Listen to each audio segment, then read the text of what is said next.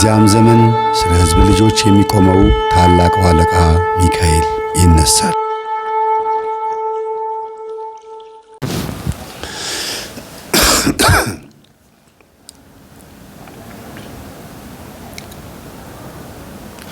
ሰላም የእግዚአብሔር ቤተሰቦች እንደምን አላችሁ? እንደምን አደራችሁ? አሜን። የአምላካችን የጌታችን የመድኃኒታችን የኢየሱስ ክርስቶስ ስሙ ከአጽናፍ እስከ አጽናፍ ከፀሐይ መውጫ እስከ ፀሐይ መጥለቂያ በፍጥረት አንደበት ሁሉ የተመሰገነ ይሁን። እንደ እግዚአብሔር ፍቃድ ዛሬ ይዤላችሁ የመጣሁት የህይወት ገጠመኝ ክፍል 151ኛ ነው። በክፍል 151ኛ ላይ እንግዲህ ሰይጣን ሰዎች እንዴት እንደሚያታልልና በእያንዳንዱ እንቅስቃሴያችን ውስጥ ልንነቃ እንዴት እንደሚገባ ማሳያ ነው። መልካም ቆይታ።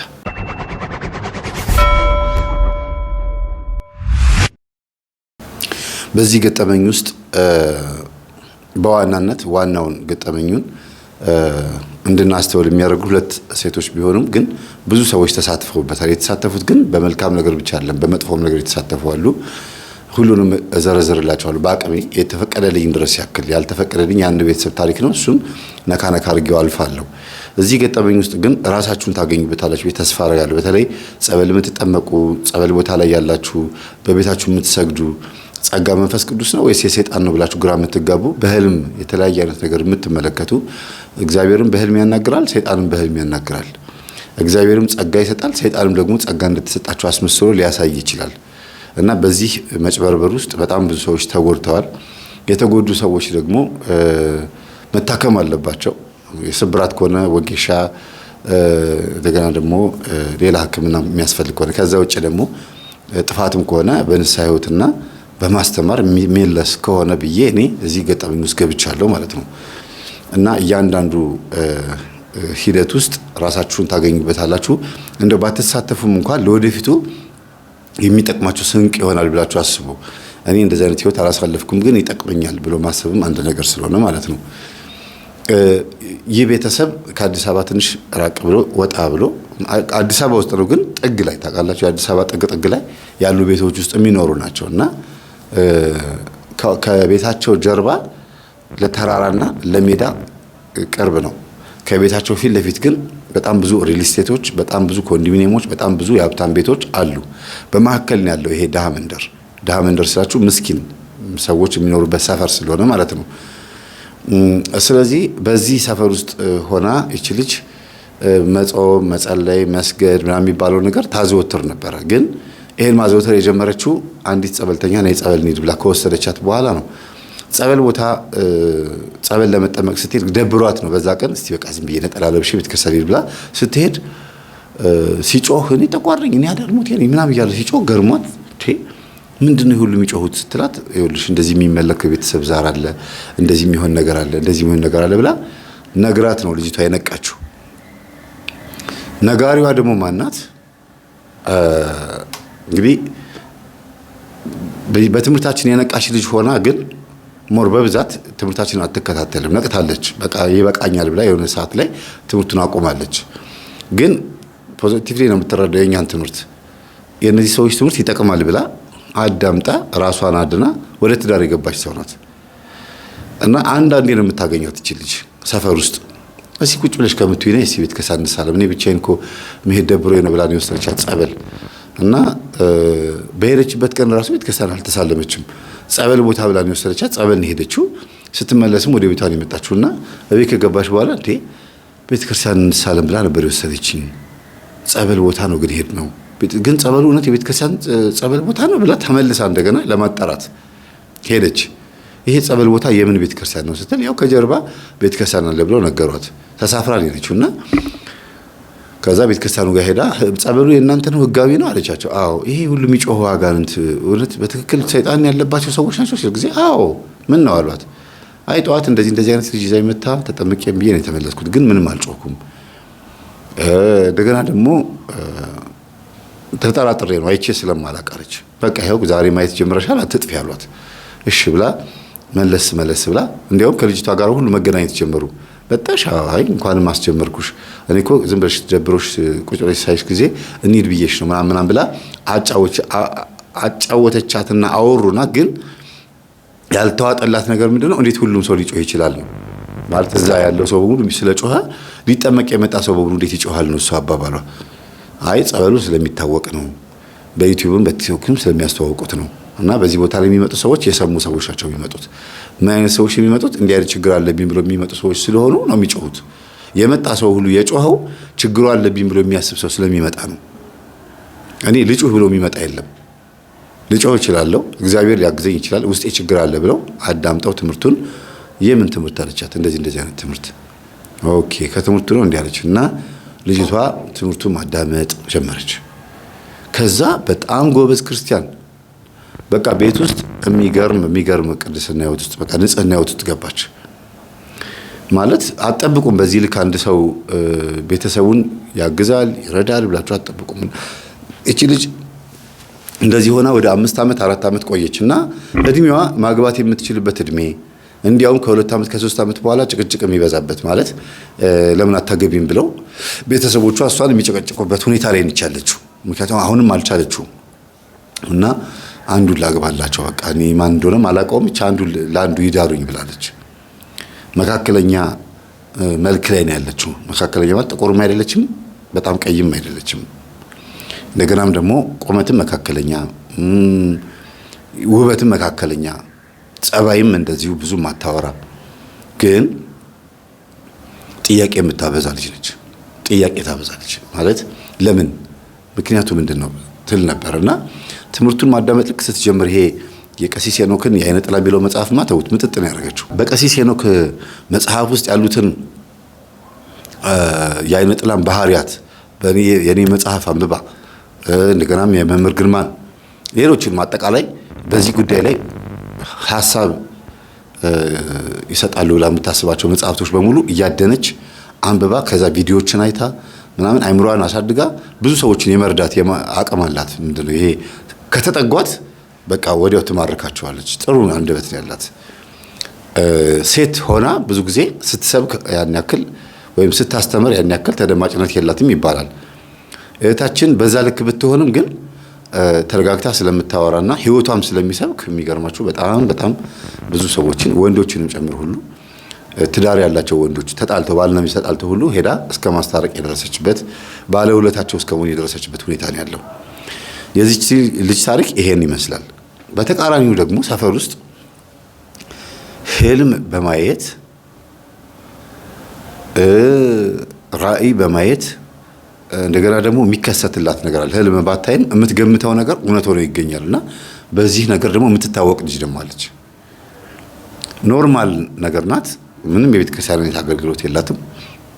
ግን የጠየቋትን በሙሉ ስትመልስላቸው እና ያዩትን ህልም ስትፈታላቸው እንደገናም ደግሞ እሷ በምታየው ህልም የሆኑ አሉ ግሩፖች አሉ የሆኑ ሰዎች አሉ እዛ መንደር ላይ እሷን ሆን ብለው መተው የሚጠይቁ በዝምድናም ጭምር አረ እሷ ጋር እኮ የሚገርም ነው ተብሎ የምትናገራቸው ትክክለኛ ነገር ናቸው ተብሎ የተደመደመ በቃ የታወቀች ሰው ናት ማለት ነው። ለምሳሌ ህልም ስትፈታ ብዬ የምነግራችሁ ምንድነው ተቃራኒ ነው ጋር የምትፈታው። ሰርግ ከሆነ ለቅሶ ነው፣ ለቅሶ ከሆነ ሰርግ ነው፣ ጭቃ ከሆነ በረከት ነው፣ ሳቅ ከሆነ ሀዘን ነው ምናምን እንደዚህ ነው የምትፈታው ልጅቷ። አንድ በሉ። ሁለተኛ ነገር ያለችው የፈታችው ነገር ደግሞ ይሆናል። ግን ብዙ ጊዜ ሰዎች ሲስቁ ነጭ ልብስ ሲለብሱ ምናምን እንደዚህ ነው የምታየው እንጂ የሚያዩት እንጂ የምትፈታላቸው አብዛኞቹ ሰዎች እሷ አካባቢ ያሉ ሰዎች ጥሩ ነገር አይተው ወይም እሷ እንደምትፈታው ጭቃ ነገር አይተው በረከት ነው ብላችሁ አታውቅም። ወይም ጥቁር ልብስ ለብሰው ጥሩ ነው አይ ጥቁር እንኳን በጣም ጥሩ ነው ምናምን ብላ አታውቅምና ብዙ ጊዜ እሷ ጋር ሄደው ለማዘን ስለሚሄዱ አንዳንዶቹ እየቀነሱ ሁሉ መጥተዋል። ለማዘን አይ ደግሞ ዛሬ ምን ትለኝ ይሆን እያሉ ማለት ነው። ለምን ይሆናል በዚህ ሳምንት ጠብቁ ካለች በዛ ሳምንት ይመጣል። አንድ በሉ። ሌላ ሁለተኛ ደግሞ እሷም ታያለች የሆነ ሰው ሊያርፍ እንደሆነ ሊሞት ማለት ነው። የሆነ ሰው ስራ ሊያጣ፣ የሆነ ሰው ከሚስቱ ጋር ሊጣላ፣ የሆነ ሰው አንድ ችግር ሊገጥመው እንደሆነ ታያለች። ከዛ ይሆናል ያ ጉዳይ ቀድማ ትናገራለች ለእናቷ ወይ ለሆነ ሰው። እነዛ ሰዎች ሮጠው ሄደው አረ ተጠንቀቁ እንዲህ ያለ ነገር ስትናገር ነው በልጄ ብለው ይናገራሉ። ከዛ ይሆናል። አይ አንዳንዶቹ ምን አማርታብን ነው እንጂ አሁን ምን ቀድሞ እንዴት እግዚአብሔር ያሳያል? እንደምንጣላ እንዴት እንደዚህ ይላል? ከዛ እንዲህ ያሉ በጣም ብዙ ሰዎች እሷ የምትናገራቸው ነገሮች እውነት እንደሆኑ አረጋግጠው ጨርሰዋል። ይፈሯታል ሁሉ። ሌላው ቡና በሚጠጣበት ሰዓት፣ በሚጫወቱበት ሰዓት እሷ እንድትጫወት እንድታወራ ዘና እንድታረጋቸው ይፈልጉና ግን እሷ አትፈልግም እንዲህ አይነቱን ነገር። ይሄን አሁን እንደዚህ ምን ሆነውን ነገር ቀድሜ አይቼዋለሁ እና አሁን ልክ እንደዚህ የሆነ የሚመጣ ችግር ስላለ ራሳቸው እንዳደነግጡ ትላቸዋለች። ከዛ ፖሊስ እያሳደደው የአንደኛዋን ሴትዮ ልጅ እያሳደደው ዘሎ ገብቶ ቤቱ ላይ እንግዲህ አንዳንድ ምስኪን ሰፈር ደሃ ሰፈር ቤታቸው በእንጨት ተሰርቶ ፎቅ አላቸው። በቆርቆሮ ቤትም ቢሆን ጭቃ ቤትም ቢሆን ከዚህኛው ቤት እዛኛው ቤት ይወጣልና ፖሊሶቹ ዘውሎ ሲገቡ እሱ በዛ በኩል ገብቶ በመስኮት ዘሎ ሰው ጣራ ላይ ወጥቶ ምናምን አምልጧቸዋል። እና ብዙ ጊዜ ሌቦች እሳቸው ቤት ገብተው ነው የሚያመልጡት ተብሎ ስለሚታሰብ ሮጦ መጥተው የእርሶ ቤት ማምለጫ ሆኗል፣ እንዲያውም ይሄን መስኮት መዝጋት አለበት ምናምን ብለው ራሳቸው ፖሊሶቹ እንጨት ይዘው መጥተው ጣውላ ይዘው መጥተው መስኮቱን ዘግተውታል። የሴትዮዋን ቤት ማለት ነው። ለምን በእሳቸው ጣራ በኩል ነው የሚገቡት እና እሳቸው ግን ሳይፈቅዱ ነው ይሄ የሚሆነው። ድንገት በርግደው ይገባሉ። በዛ በኩል ዘለው ከሄዱ ሌቦቹ ወይም ፖሊስ የሚያሳድዷቸው ዱርዮች በዛ በኩል ዘለው ከሄዱ ፖሊሶቹ አይዟቸውም፣ አይያዙም። እንዲያውም አንዳንዴ ምን ይላሉ ፖሊሶቹ፣ አንድን ሌባ ልናሳድድ ከሞከርን ቀድመን በዛኛው በኩል ዞረን ሌቦቹ በሚዘሉበት በኩል መጠበቅ አለብን ብሎ ሁሉ አንድ ሌባ ይዘዋል። ያልነቃ ሌባ ዘሎ ከእሳቸው ቤት ገብቶ ዘሎ ሲገባ በዛ በፎቃቸው በኩል ሰው ግቢ ሲገባ ፖሊሶቹ ቀድሞ ጠብቀውታል። ለምን የተለመደ ሆነ እና እቺ ልጅ እዛ ቤት ውስጥ ሆና አሁን የሚመጣ ነገር አለ አለች። ረከቦቱን ብትንትን አድርጎት ነው በዛ በደረጃ ላይ የወጣውና እንዲህ ያን ነገር ስትናገር ልጅቷ እንደሚሆን ስለሚያውቁ ቦታ ለቀቅ ያደርጋሉ። የሚሆናቸው ጥግጥጋቸውን ይዛሉ።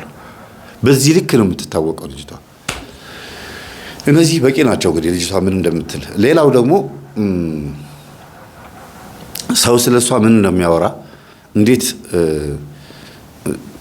በየቤታቸው ውስጥ ምን ጉዳይ እንዳለ ለማወቅ ሁሉ ጥረት ታርግና የእውነት ታውቃለች።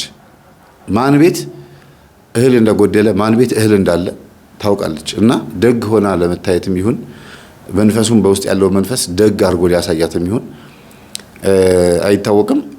እንደው እስቲ እባክሽን አሁን እገሌ ጋር ሄጄ አልበላም እሷ ጋር ሄጄ አልጠጣም ብለሽ የምትይው እልህ ይዞሽ ነው እንጂ እሷ ጋር አሁን ምግብ ጠፍቶ ነው በይ ነይ እንሂድ ብለው የራባትን የጠማትን ሴትዮ ይዛ ሄዳ ይዛቸው ትሄድና እንደው እባክሽን እቺ ሴትዮ አያታርጊያት፣ ልጆቿም ሞተዋል፣ የሚረዳትም የለም፣ የምትቀበል የጡረታ ገንዘብ ነው፣ አንቺ ጋር ያለውን ደግሞ አውቃለሁ። ስለዚህ የደበቅሻትን አውጭና ቁርስ ስትበይ ምሳ ስትበይ ራት ስትበይ ኑ ብለሽ ጠርተሽ አብራችሁ ብሉ ቀን እስኪያልፍ ድረስ ምናምን ብላ ቁርስ አብረው በልተው አገናኝታቸው ከዛ ቡና ሲጠጡ እናቶች እንዲህ እኮ አድርጋናለች፣ የሚገርም ነው፣ እኔ ቤት የደበቅኩት እህል እንዳለ የደበቅኩት ገንዘብ እንዳለ አውቃ እሷ ቤት ደግሞ ምንም ነገር እንደሌለ አውቃ ሁለታችን አገናኝታኛለች። በዚህ ልክ ሰው መንደር ውስጥ ያለው ሁሉ ታውቃለች ተብሎ ነው የሚታሰበውና እንደ ደግ ስራ ወይም ደግሞ ጥሩ ነገር ነው ይሄ የእግዚአብሔር መንፈስ ነው ተብሎ ተወስዷል ማለት ነው።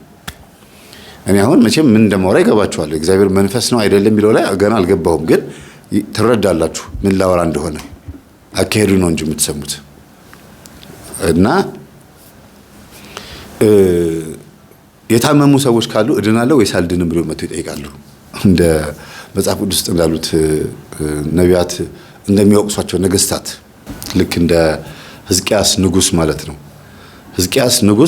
ሕዝቅያስ ነብዩ ሕዝቅኤልን አይደለም፣ ሕዝቅያስ የሚባል የእስራኤል ንጉስ ነበረ እና ታሞ ነበርና እድናለሁ ወይስ አልድንም ብሎ ጠንቋይ ጋር ሰው ያስልካል። የእግዚአብሔር ነብይ ደግሞ መጥቶ እንዴት ትጠይቃለህ? አንተ እግዚአብሔር የለህም፣ አምላክ የለህም፣ ነቢያትስ የሉህም። አንተ የእግዚአብሔር አምላክ ልጅ ሆነህ እንዴት ጠንቋይን ለመጠየቅ ትሄዳለህ? በል እንግዲያውስ የሚመጣብህን መቅሰፍትና መከራ ቻለው ተብሎ ትሞታለህ ተብሎ ተነገረው። ትሞታለህ አትድንም ብሎሃል እግዚአብሔር ተባለና እያለቀሰ እግዚአብሔር ሆይ ማረኝ ብሎ ተደፍቶ እያለቀሰ 15 ዓመት ተጨምሮልሃል፣ አይዞህ በቃ አታልቅስ ተብሎ ደግሞ እንደገና እድሜ ተቀጠለለት። ልክ እንደዚህ ሁሉ እድናለሁ ወይስ አልድንም ብለው የታመሙ ሰዎች ሰው ያስልካሉ። እሷ ጋር ሄደ ታያለች። የሚገርማችሁ ነገር አንዳንድ ገጠር አካባቢ ላይ አይጥ ይዘው የሚሄዱ ሰዎች አሉ። ይድናል ወይስ አይድንም ብለው አይጡ እጇ ላይ ያለው ነጭ አይጥ ነው ባይዘው። ከዛ አልጋ ላይ ተወረውረዋለች። አይጡ ይሄዳል፣ ይገባል፣ ወደ ውስጥ ይገባል፣ አፍንጫው ላይ በዙሪያ ይዞራል። ማን አዞት አይታወቅም። ዞሮ መጥቶ ተመልሶ ሴትዮዋ እጅ ላይ ያርፋል። እንግዲህ ከልጅነት ጀምሮ አሳድጋው ነው ብሎም ሊያስብ የሚችል ሰው አለ። ግን የሟርት አይጥ ነው። ከዛ ትተርፋለህ፣ ትድናለህ፣ ግን ይሄን ካረክ ነው የምትድነው ተብሎ ቡና ካፈላህ፣ ከካደምክ፣ ከታረከው፣ ዛርህን አውሊያን ከታረከው ነው የምትድነው ተብሎ ይነገረዋል። እንዲህ የሚያደርጉ አሉ። እንደገና ወፍ ደግሞ በወፍ የሚጠነቁሉም ደግሞ አሉ። ወፉን ቢጫ ወፍ አለ፣ ነጭ ወፍ አለ። እንደዚህ አድርገው ወፉን ያስቀምጡታል። ያ ወፍ ይመጣና ዙሪያውን ይሽከረከረዋል። ከዛ የሆነ የሚሸተው ጠረን አለ። ያ ጠረን ከሸተተው ሮጦ ሸሽቶ መጥቶ የወፉ ባለቤት ጋር መጥቶ ይቀመጣል ማለት ነው። ከዛ አትተርፍም፣ አትድንም እና የምታደርገውን አድርግ ተብሎ ይነገራቸዋል ለቤተሰብ። በቃ ቁርጡን ያውቃል ማለት ነው። ይቺ ሴት ደግሞ በጣም የሚገርማችሁ ነገር ትመጣለች። እጣን አጭሱልኝ ትላለች። እጣን ይጨሳል። አተኩራ ነው የምታያቸው፣ ልብ ብላ ነው የምታያቸው። ከዛ ያ እጣን የተጨሰውን እጣን ወደ አፍንጫቸው ወደ ፊታቸው ላይ ትላለች። ፊቱን፣ ግንባሩን፣ ሁሉ ነገሩን በጆሮዋ ለማዳመጥ ትሞክራለች። እና የምታደርጋቸው ፕሮሰሶች የሆነ ነገር አስማታዊ ነገር ምናምን ይመስላል። ግን ሰው የሚመስለው ምንድነው? በወቅቱ እኔ ሲነገረኝ የሆነ ማጂካሊ ነገር እየፈጠረች ምናምን ሆን ብላ የምታደርግ ነበር ይመስለኝ፣ ለማስደንገጥ ወይም ደግሞ የሆነ የተለየ ኃይል እንደተሰጣት ለማስመሰል የመሰለኝ። በኋላ ላይ ግን እንደዚህ ሲደረግ አይታ ነው እሷ ራሱ አባቷ ይዟት ወስዶ ብዙ ነገር አሳይቷታል። እና ሄዳ ግንባሩ ላይ ታዳምጣለች፣ ጆሮና ጆሮ ታጋጥማለች።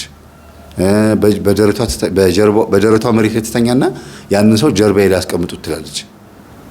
ከዛ አትተርፍም ብላ ትናገራለች።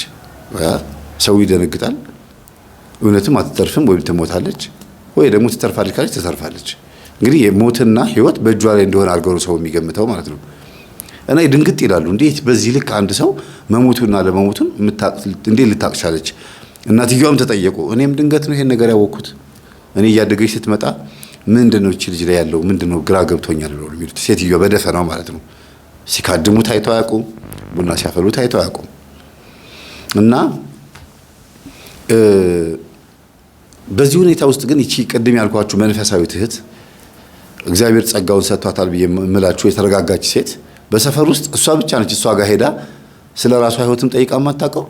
እንደገናም ደግሞ በዚህ ጉዳይ ላይ ጥያቄም የሆነባት ይሄማ አጋንንት ስራ ነው፣ ዝም ብላችሁ እንደው ከመሬት ተነስታችሁ እሷ ሊቅ ናት፣ እሷ አዋቂ ናት፣ እሷ እንዲህ አይነት ችሎታ አላት ብላችሁ ዝም ብላችሁ እንደ ጸጋ አትውሰዱት።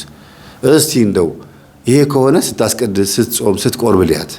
ይሄንን ካደረገች የእውነት የእግዚአብሔር መንፈስ ነው፣ ስትጠመቅ ልያት አለች። ከዛ እቺ ነገር እውነቷን ነው ሲን ጠይቃታሉና እገሊትን እኮ ያንቺን ጸጋ ነግረናት ይሄ የእግዚአብሔር መንፈስ አይደለም የሰይጣን መንፈስ ነው። ምክንያቱም ስትቆርብ፣ ስትጸልይ፣ ስትጠመቅ፣ ንስሐ ስትገባና መንፈሳዊ ቦታ ላይ ስትመጣ ስታስቀድስ ላያት እፈልጋለሁ። 7 ቀን ከኔ ጋራ ይሄን ተከታታይ አድርጋ ቀጣይ ወር ላይ ይሄን ትንቢት ከቀጠለችበት እና ይሄ ትንቢት ካለ የእውነት የእግዚአብሔር መንፈስ ነው ማለት ነው ብላለች። እና ምን ትያለሽ አሏት። ከዛ ቀጥ ብላ መጣች። እንዴት ነው አንቺ እንደዚህ የምትይው? ታውቂኛለሽ? እንታወቃለን አለቻት። ሁለቱም ወጣቶች ናቸው። ያቺኛው የ28 ዓመት ይቺኛዋ ደግሞ የ25 ዓመት ተቀራራቢ ናቸው ሁለቱም። እና የት ታውቂኛለሽ? እንዴ ምን አልኩኝ? እኔ እኮ ሲጠይቁኝ አላምንበትም ነው ያልኩት እንጂ አንቺን ቀጥታ ሆን ብዬ ንገሯት ብዬ አላኩም። መተው ነገሩሽ አለቻት። በቃ እኔ አንቺ ጋር እንዲመጡ አይደለም የነገርኳቸው። መተው እንዴት ያለሽ መንፈሳዊ እንደሆንኩ ስለሚያውቁ እንዴት ያለሽ በዚህ ችግር ጉዳይ ላይ ሲሉኝ ይሄ የእግዚአብሔር መንፈስ አይደለም የአጋንንት መንፈስ ነው ብዬ ነገርኳቸው አለቻት። እንዴ የት ነው ታዲያ አጋንንት መሆኑን ያየሽው አለቻት። አይ ከተነገረኝ አንፃር የአጋንንት ነው፣ የእግዚአብሔር መንፈስ መሆኑን ደግሞ ልታሳይ የምትፈልጊ ከሆነ አሳይኝ እስቲ አለቻት። እኔ ስላንቺ ከፈለግሽ ዘርዝሬ እነግርሻለሁ አለቻት። እስቲ ንገሪኝ አለቻት። ስትነግራት ትክክል አይደለም እንዴ አሬ እንደዚህ አይነት ህይወት አልኖርኩም። ሰውም ራሱ እዛ አብረዋት ያሉት ሰዎች ማለት ነው አይ እንደዚህ አይነት ልጅ አይደለችም፣ እኛ እናውቃታለን፣ ቤተክርስቲያን ስታስቀድስ፣ ስትቆርብ፣ ስትጸልይ ነው የምናውቃት። ኧረ አታውቋትም፣ ከነጠላ በስተጀርባ ልክስክስና ዘማዊ ናት ምናምን ብላ ተናገረች። እኔ አለች እግዚአብሔር ሆይ እኔን እንድታነበኝ ስላልፈቀድክ አመሰግንሃለሁ። ለካ እኔ በማንም አልነበብም። ክርስቲያን ሁሉን ይመረምራል፣ እሱ ግን በማንም አይመረመርም የሚለው ቃላት በተግባር ያየሁበት የዛን ቀን ነው አለች ልጅቷ። ደወለችልኝ። በይ አሁን ወደ ቤትሽ ሂጂና እኔና አንቺ መስማማት አንችልም። ለምን ያወራሽው ነገር በሙሉ ውሸት ነው። ስለዚህ ሰው እንዴት እንዳመነሽ ራሱ አንደኛ ሰው ምን ብትዩ ነው እንደዚህ ያመነሽ? ምን ብትነግሪያቸው ነው? ሁለተኛ ነገር ደግሞ ስለኔ ያወራሽው ነገር ደግሞ ሐሰት መሆኑን እኔ የምመሰክረው። ሰውም ልክ አይደለሽም ብሎሻል፣ ግን ደግሞ እኔ እመሰክራለሁ። ባይኔ ነይና እስቲ ባይንሽ ቤተ መቅደስ ነጠላ ለብሰሽ ግቢና ህዝቡ ሁሉ እያየኝ እንዲህ ቅዱስ ቁርባን ስቀበል የኝና ከዛ በኋላ ደግሞ ከልብሴ ውስጥ ከነጠላዬ ውስጥ ደግሞ ዘማዊና ልክስክስ መሆን አለመሆኔን ራሱ እግዚአብሔር መጥቶ ይቅሰፈኝ። ልክስክስ ሆኜ ዘማዊ ሆኜ ወይም ደግሞ ህይወቴ የተበላሸ ሆኜ መጥቼ ነጠላ እየለበስኩ ማስመስል ከሆነ እስቲ ለእውነት ልቀበለውና ሲቀስፈኝ ለምን አታይም አለቻት። ከዛ ሰዎቹ ሁሉ ደነገጡ። የእውነት እንዴ እኛ ስትቆርብ ባይናችን አይተናል ብለዋል። ላንቺ ብላ ሳይሆን አሏት፣ ላንቺ ብላ ሳይሆን ራሷ በቃ በማንኛውም ቀን እንደምትቆርበው ስትቀበል ባይኔ ይቻለው እያስቀደሰች ምን ነው ልጄ እንደሷ በሆነችልኝ ብዬ ሁሉ ተመኝቻለሁ ብለው ነገሯት። አርፈሽ ተቀመጭ፣ በእኔ ህይወት ውስጥ የሚመለከትሽ የለም ብላ ዘታባት ወጣች። ከዛ ግማሹ ተጠራጠረ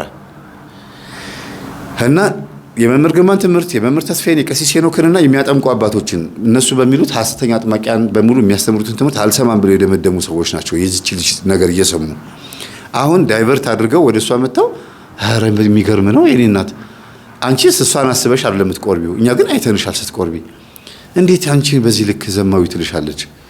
እንደው እንደዚህ አይነት ህይወት እንደሌለሽ እኔ 100% እርግጠኛ ነኝ። ደፍረሽ ስጋው ደግሞ እንደዚህ አይነት ህይወት ኖርሽ አትቀበይም አሏት።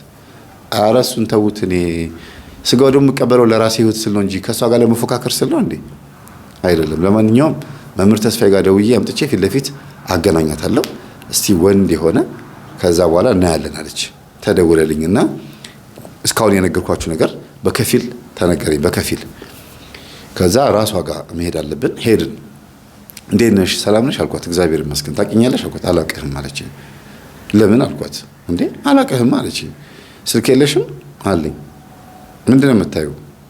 ደስ ያለኝ እኔ የፈለኩትን እንግዲህ በግድ ወቅኝ አይደለም ያልኩ ያለሁት፣ ግን በማህበራዊ ሚዲያ ላይ ብዙ ሰው ያቀኛል። እነዚህ ሰዎች በሙሉ ያቆኛል። እዚህ የምታያቸው ታቆኛላችሁ አቸው ጊዜ አዎ እናውቃለን አሉ። አንቺ ብቻ እንዴት አላወቅሽኝም አልኳት። እኔ አላወቅኩህማ በቃ በግድ ነው እንዲህ አለችኝ። አይ ስልክ ይዘሽ እንደምትውይና ማህበራዊ ሚዲያ በደንብ እንደምትከታተይ አውቃለሁ እና ተነግሮኛል እና ወይ አውቀሽ ነው አላውቀህም የምትይው ወይ ደግሞ ጋርዶብሻል። እኛ የምናስተምረው ትምህርት መናፍስት ሰዎች እንዴት እንደሚያጠቁ ነው እና አንቺ ደግሞ በሰፈር ውስጥ የምትታወቂው ህልም በመፍታት ስለ ሰዎች በመናገር የሚሞቱ ሰዎች ካሉ የሚድኑ ሰዎች ካሉ በእንደዚያ ነገር የምትሰሪው እና የእግዚአብሔር መንፈስ ነው ብዬ አላስብም ብዬ ሳይሆን የምነግርሽ በዚህ ጉዳይ ላይ ይሄን ጸጋ ከየት መጣ እንዴት ልታገኙ ቻልሽ በምንድን ነው ያገኘሽው አልኳት። ምታምነኝ ከሆነ ልንገርህ፣ ልትከራከረኝ ከሆነ ግን አይ እኔ ሰማሽ ዝም ብዬ ሰማሻለሁ አልኳት። እና ጸጥ ማንም ሰው በመሃል እንዳይገባ ጣልቃ እንዳትገቡ፣ እኔም አልገባም አንቺም ዝም በይ አልኳት። እቺ መንፈሳዊቷ ልጅ በዚህ አጋጣሚ ሰብለ ነው ስሟ፣ መንፈሳዊቷ ልጇ ስሟን በመናገሬ ቅር እንደማይላት ነው ተስፋ የማደርገው። ምክንያቱም የታወቀ ስለ ምግባር ያላት ልጅ ስለሆነች ማንም ሰው ሰብሊን በመጥፎ ነገር ስለማያውቃት በመታወቁ ምንም የሚመጣ ነገር የለም እና በተናገር ያልኳትና እኔ ሆን ብዬ ያመጣሁትም አይደለም አስቤበትም ያደረኩት ነገር የለም። ግን በውስጤ ይነግረኛል። 1 2 3 እያልኩኝ እያጠራቀምኩኝ በአጀንዳ ላይ ጻፍኩት። ከዛ እገሊት እኮ እንደዚህ ነች እያለ መንፈሴ ውስጤ ያለው ነገር ይሄ አይምሮዬ ይነግረኛል። ከዛ እውነትም ሄጄ ሳጣራ እውነት እንደዛ ናት።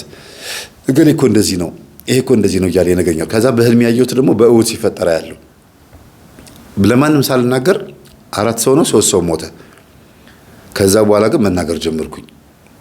እንደሚሞት ካየሁት ይሞታል። ስለዚህ ግዴታ ለቤተሰብ መናገር ነበረብኝ። እስቲ እንዴት ነው የሚያሳይሽ አልኳት። ሰውየው ከጉድጓድ መውጣት ሲያቅተው እንደገና ደግሞ ድንጋይ ተነዶበት ወደ ገደል ሲገባ ሌላም ደግሞ እንደዚህ ሰዎች ሲመቱት ሲደበድቡት ይዘውት ሲሄዱ ቻው እያለ ሲወጣ ከቤት ምናምን እንደዚያ ነገር አያለው አለችኝ። ጥሩ ይሄ የመሞት ምልክት ነው እንዳለ የጠቀሱ በሙሉ ሰዎች ሊሞቱ ሲሉ የሚታያቸው ምልክት ነው። እሺ ሰዎች ህልም ሊፈቱ ሲመጡ አንቺ ጋር ሊያስፈቱ ሲመጡ እንዴት የምትፈችላችሁ አልኳት። የኔ ህልም አፈታት ተቃራኒ ነው አለችኝ። ሁልጊዜ የምነግራችሁ ነገር እንድታስተውሉ እፈልጋለሁ። ህልም የሚፈታ እናንተ ሰፈር ሰው ካለ እናንተ ሰፈር ያለው ህልም ፈቺ ወይም ያለችው ሴትዮ ህልም ፈቺዋ እንዴት እንደምትፈታ አይቶ ነው እናንተ ህልም የምታስፈቱት እሷ ጋር ስለሆነ በእሷ አይነት አተረጓጎም እናንተ ጋር መጥቶ የሚያሳያችሁ ጠባቂ መላካችሁም ይሁን እርኩስ መንፈስም ይሁን ህልም ባሳያት እገሊት ጋር ሄዳ ነው የምታስፈታው። ስለዚህ ሴትዮዋ ደግሞ እንዴት እንደምትፈታ ብሎ ይጠይቃል፣ ያውቃል። ነጭ ከሆነ ጥቁር ብላ የምትፈታ ከሆነ ነጭ ነገር አሳይቶ ጥቁር ህይወት እንድትኖር ያደርጋል ማለት ነው። እንደ ህልም እንደፈቺው ነው የሚባለው አንዱ ትልቁ ነገር ይሄ ነው። ህልም እንደፈቺው ነው። ባይዘው ሪሰርች አድርጌ የህልም መጽሐፍ እስከ መጽሐፍ ድረስ የደረስኩት በጣም ብዙ ገና ያልተፈቱ አሉ። በህልም ጉዳይ ላይ ያልተፈቱ ነገሮች አሉና የሆነ ጊዜ ላይ እኔ ጭቃ እንግዲህ ይሄን በደንብ እርግጠኛ እንደሆነ ያደርገኝ ጭቃ በህልም ማየት አንዱ መጥፎ ነው ብሎ መጥፎ እንደሆነ ታውቋል። አንዱ ደግሞ ጥሩ ነው ብሎ በጥሩነቱ ታውቋል። ገጠር ሲሄድ ጭቃ ጥሩ ነው፣ ጭቃ ነካኝ ምናምን ሲባል በረከት ነው። እንዴት ያለ ነገር ነው! ጭቃ ውስጥ ረመጥ ውስጥ ውጭ ስትጨማለቅ አያየው በጣም ይገርማል። አሁን እህልህ አዝመራ ሁሉ ይበረክትልሃል አለው። እንደገና ደግሞ ከተማ ስትመጡ ደግሞ ጭቃ ነካኝ ሲል አይ ጭቃ እንግዲህ አንድ የሆነ ሰው ስምህን ያጠፋል ማለት ነው። ልብስህን የነካው ምን ከላይ ነው ከታች ሲለው ጊዜ ከላይ በል እንግዲህ አንደበትህን ጠብቅ፣ ከታች ከሆነ ደግሞ መንገድህን ጠብቅ። የምትሄድበት ጉዞ ጥሩ ላይሆን ይችላል። ስምህን የሚያጠፋ ያለ ስም የሚሰጥ ይኖራል ይላል። አያችሁ እንደ ቦታው ነው። ለምን ከተማ ላይ ጭቃ እንደ ቆሻሻ የሚታየው፣ ገጠር ላይ ደግሞ ጭቃ እህል ማብቀያና በቃ ጭቃ መሆኑ አፈሩ ጭቃ መሆኑ ይፈልጋል ማለት ነው። እህል መዝሪያ ነው። አፈርና ጭቃ ነው እህላችን የምንበላውን ስጋችንን የሚያቆመው እሱ ነው። እና ከአፈር ውስጥ የሚገኘው ማዕድን እንደ ጥሩ ነገር አስበው የሚተረጉሙት ገጠር ያሉት ናቸው ማለት ነው። እህልን ማብቂያ ስለሆነ አፈር ስናየው ምንም የሚታይ ነገር የለው፣ ብንበላው እንታመማለን። ስንዴ ዘርተንበት ግን ምግብ ያበቅላል ይላሉ የገጠር ሰዎች። አይገርማችሁም? ሳይንሱ ከማጥናቱ በፊት ዛሬ ላይ ሳይንስ ደግሞ 5 አይነት ማዕድን አለው አፈር። እነዛን ማዕድናቶች አንድ ተክል ተተክሎ 5ቱን ማዕድን የሚያገኘው ከአፈር ነው። 6ኛውን ነው 4ኛውን ብቻ 5 አይነት ማዕድን አለ አንድ ተክል ለመብቀላው። ይቅርታ ባዮሎጂ ረሳሁኝ እንዴ። 5 አይነት ማዕድን አለ። አንዱ ማዕድን የፀሐይ ብርሃን ነው። የተቀሩት 4ቱ ደግሞ ከአፈር የሚገኙ ናቸው የሚል ይመስለኛል። እና በዚህ ልክ አፈታታቸው ልክ ከዚሁ ከጥቅሙ ጋር ነው ማለት ነው። እዚህ ጋር ምቺ ልጅ ደግሞ እንደምታደርገው እሷ የምትፈታው እንደዚህ ተቃራኒ እንደሆነ ስለሚያውቅ ሰዎቹንም የሚያሳያቸው እንደዚህ አድርጎ ነው። ሄደው እሷ ጋር ህልሙ እንዲፈታ ይደረጋል፣ እንዲደነግጡ ያደርጋቸዋል ማለት ነው። ከዛ ነገርኳት፣ እኔ ለምሳሌ እንዳንቺ ህልም አልፈታም። ህልም ልፈታ እችላለሁ፣ ግን አንቺ እንደምትፈቸው አይደለም የምፈታው። በዚህ መልኩ ነው የምፈታው። ነጭ ልብስ የለበሰ ሰው፣ ልብሱን የሚያጠብ ሰው። አሁን ልብስ ሲታጠብ አንቺ እርግጠኛ ነኝ የሆነ ነገር ካንተ ይወገዳል። ልብስ ማጠብ፣ እግር መታጠብ፣ እጅ መታጠብ ስልብና ወይም ደግሞ ኪሳራ ነው ይባላል አይደል? እንደ ህልም እንደፈችው ነው። አያችሁ። ግን በመንፈሳዊ ስትመጡ እጅ መታጠብ ማለት ከደሙ ንጹህ ነኝ እኔ የለሁበትም ብሎ አንድ ሰው የሆነ ከፊቱ የሚመጣበት የሚጠየቀው ጥያቄ አለ፣ እኔ የለሁበትም በዚህ ጉዳይ ላይ ብሎ መመስከር እንዳለበት ነው። እንደገናም ደግሞ በእጅህ ላይ እርኩስ ነገር ነክተሃል፣ ንስሐ ግባ፣ ታጠብ፣ ከደሙ ጽዳ፣ ወይም ደግሞ ካለህበት ኃጢአት ከነካካው ነገር ጽዳ ማለት ነው በመንፈሳዊ ትርጉም ስታዩት። ዓለማውያኖች ሆኖ ደግሞ በየመንደሩ ያሉ እናቶች ደግሞ እጅ ስትታጠቡ ሲያዩ በቧንቧ ላይ በተለይ አይ እንደው በረከትህ ታጥቦ ሊሄድብህ ነው፣ እንደው ኪሳራ ሊያገኝ ነው ምናምን ይላሉ።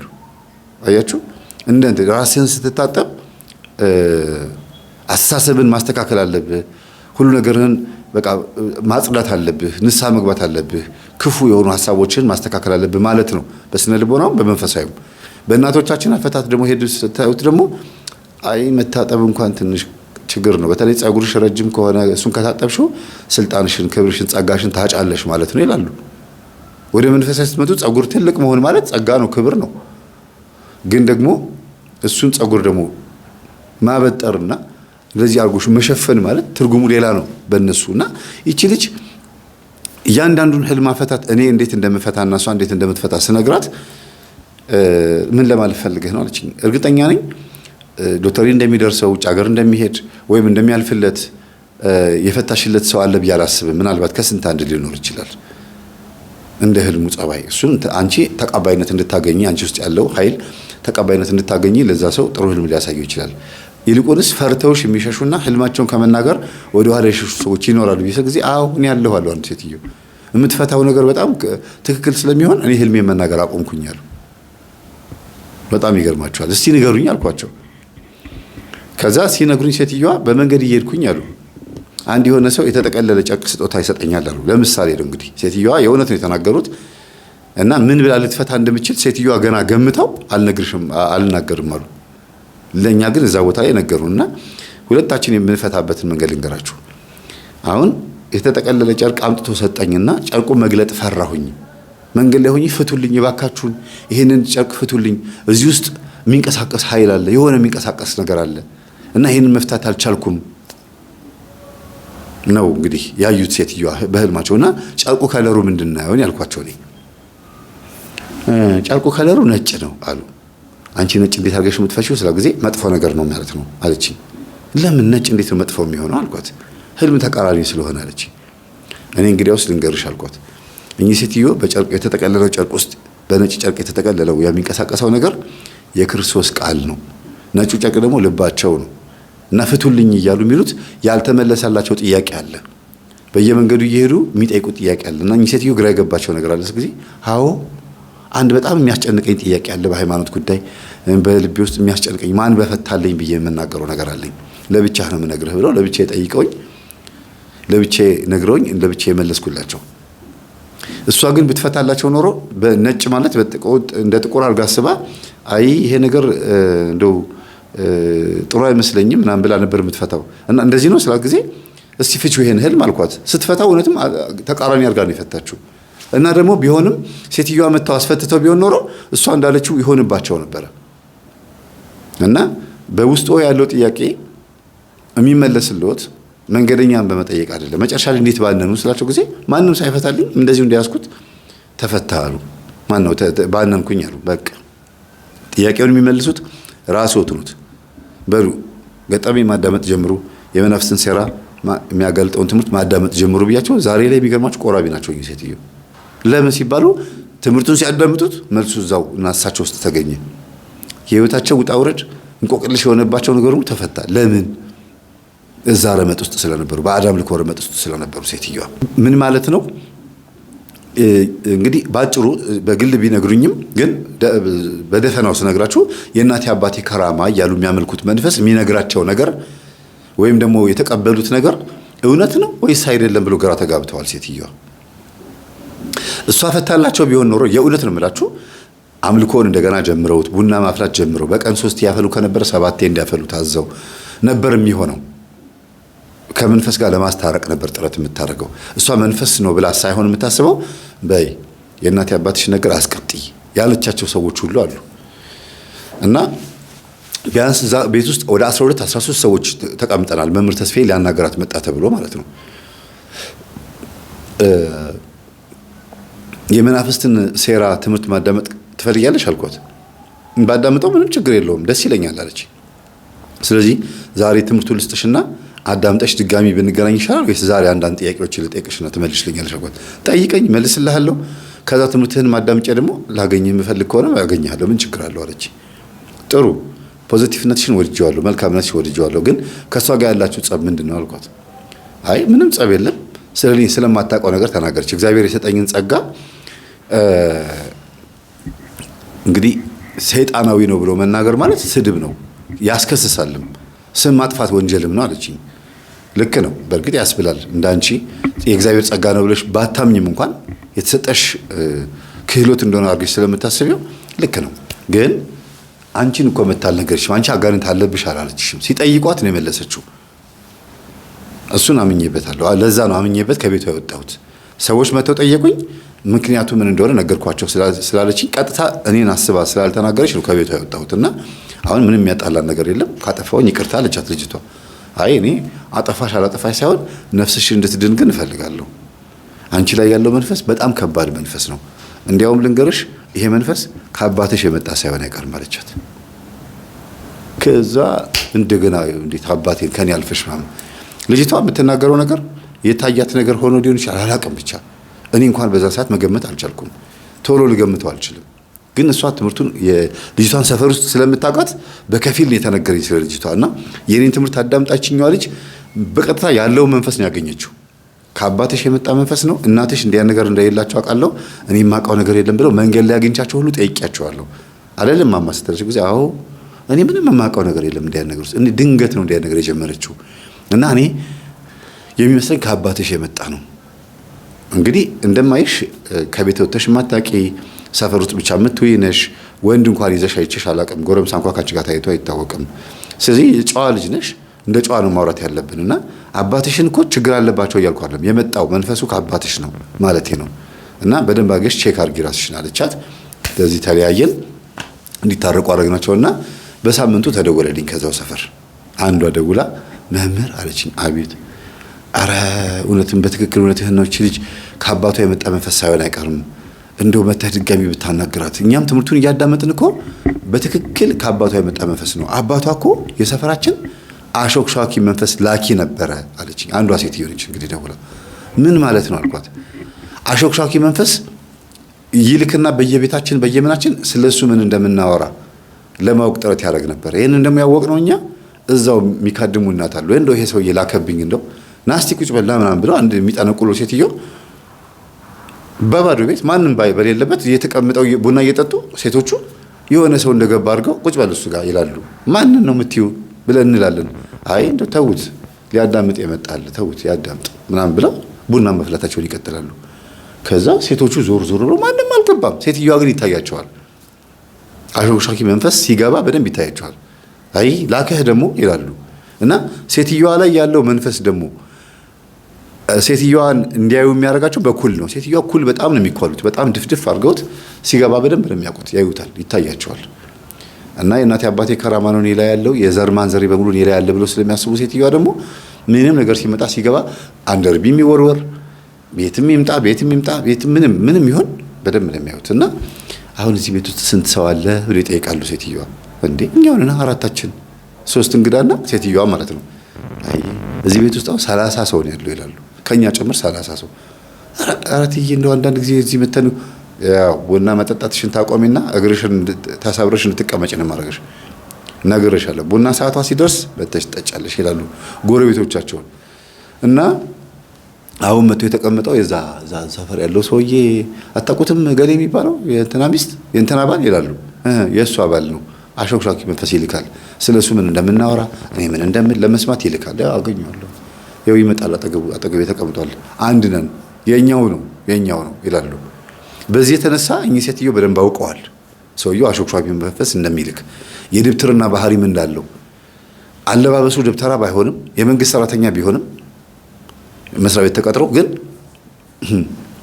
በአስኳላ ትምህርት ጨርሶ 12ኛ ክፍልና ዩኒቨርሲቲ ጨርሶ የመንግስት ቅጥረኛ ሆነ እንጂ የድብትርና ስራውንም ጎን ለጎን እንደሚሰራት ሊያውም ለስልጣን ብሎ ለአንዳንድ ጉዳዮች ብሎ ይቺን ድብትርና አንዳንዴ እንደሚሰራት ሁሉ ያውቃሉ ሴትዮዋ።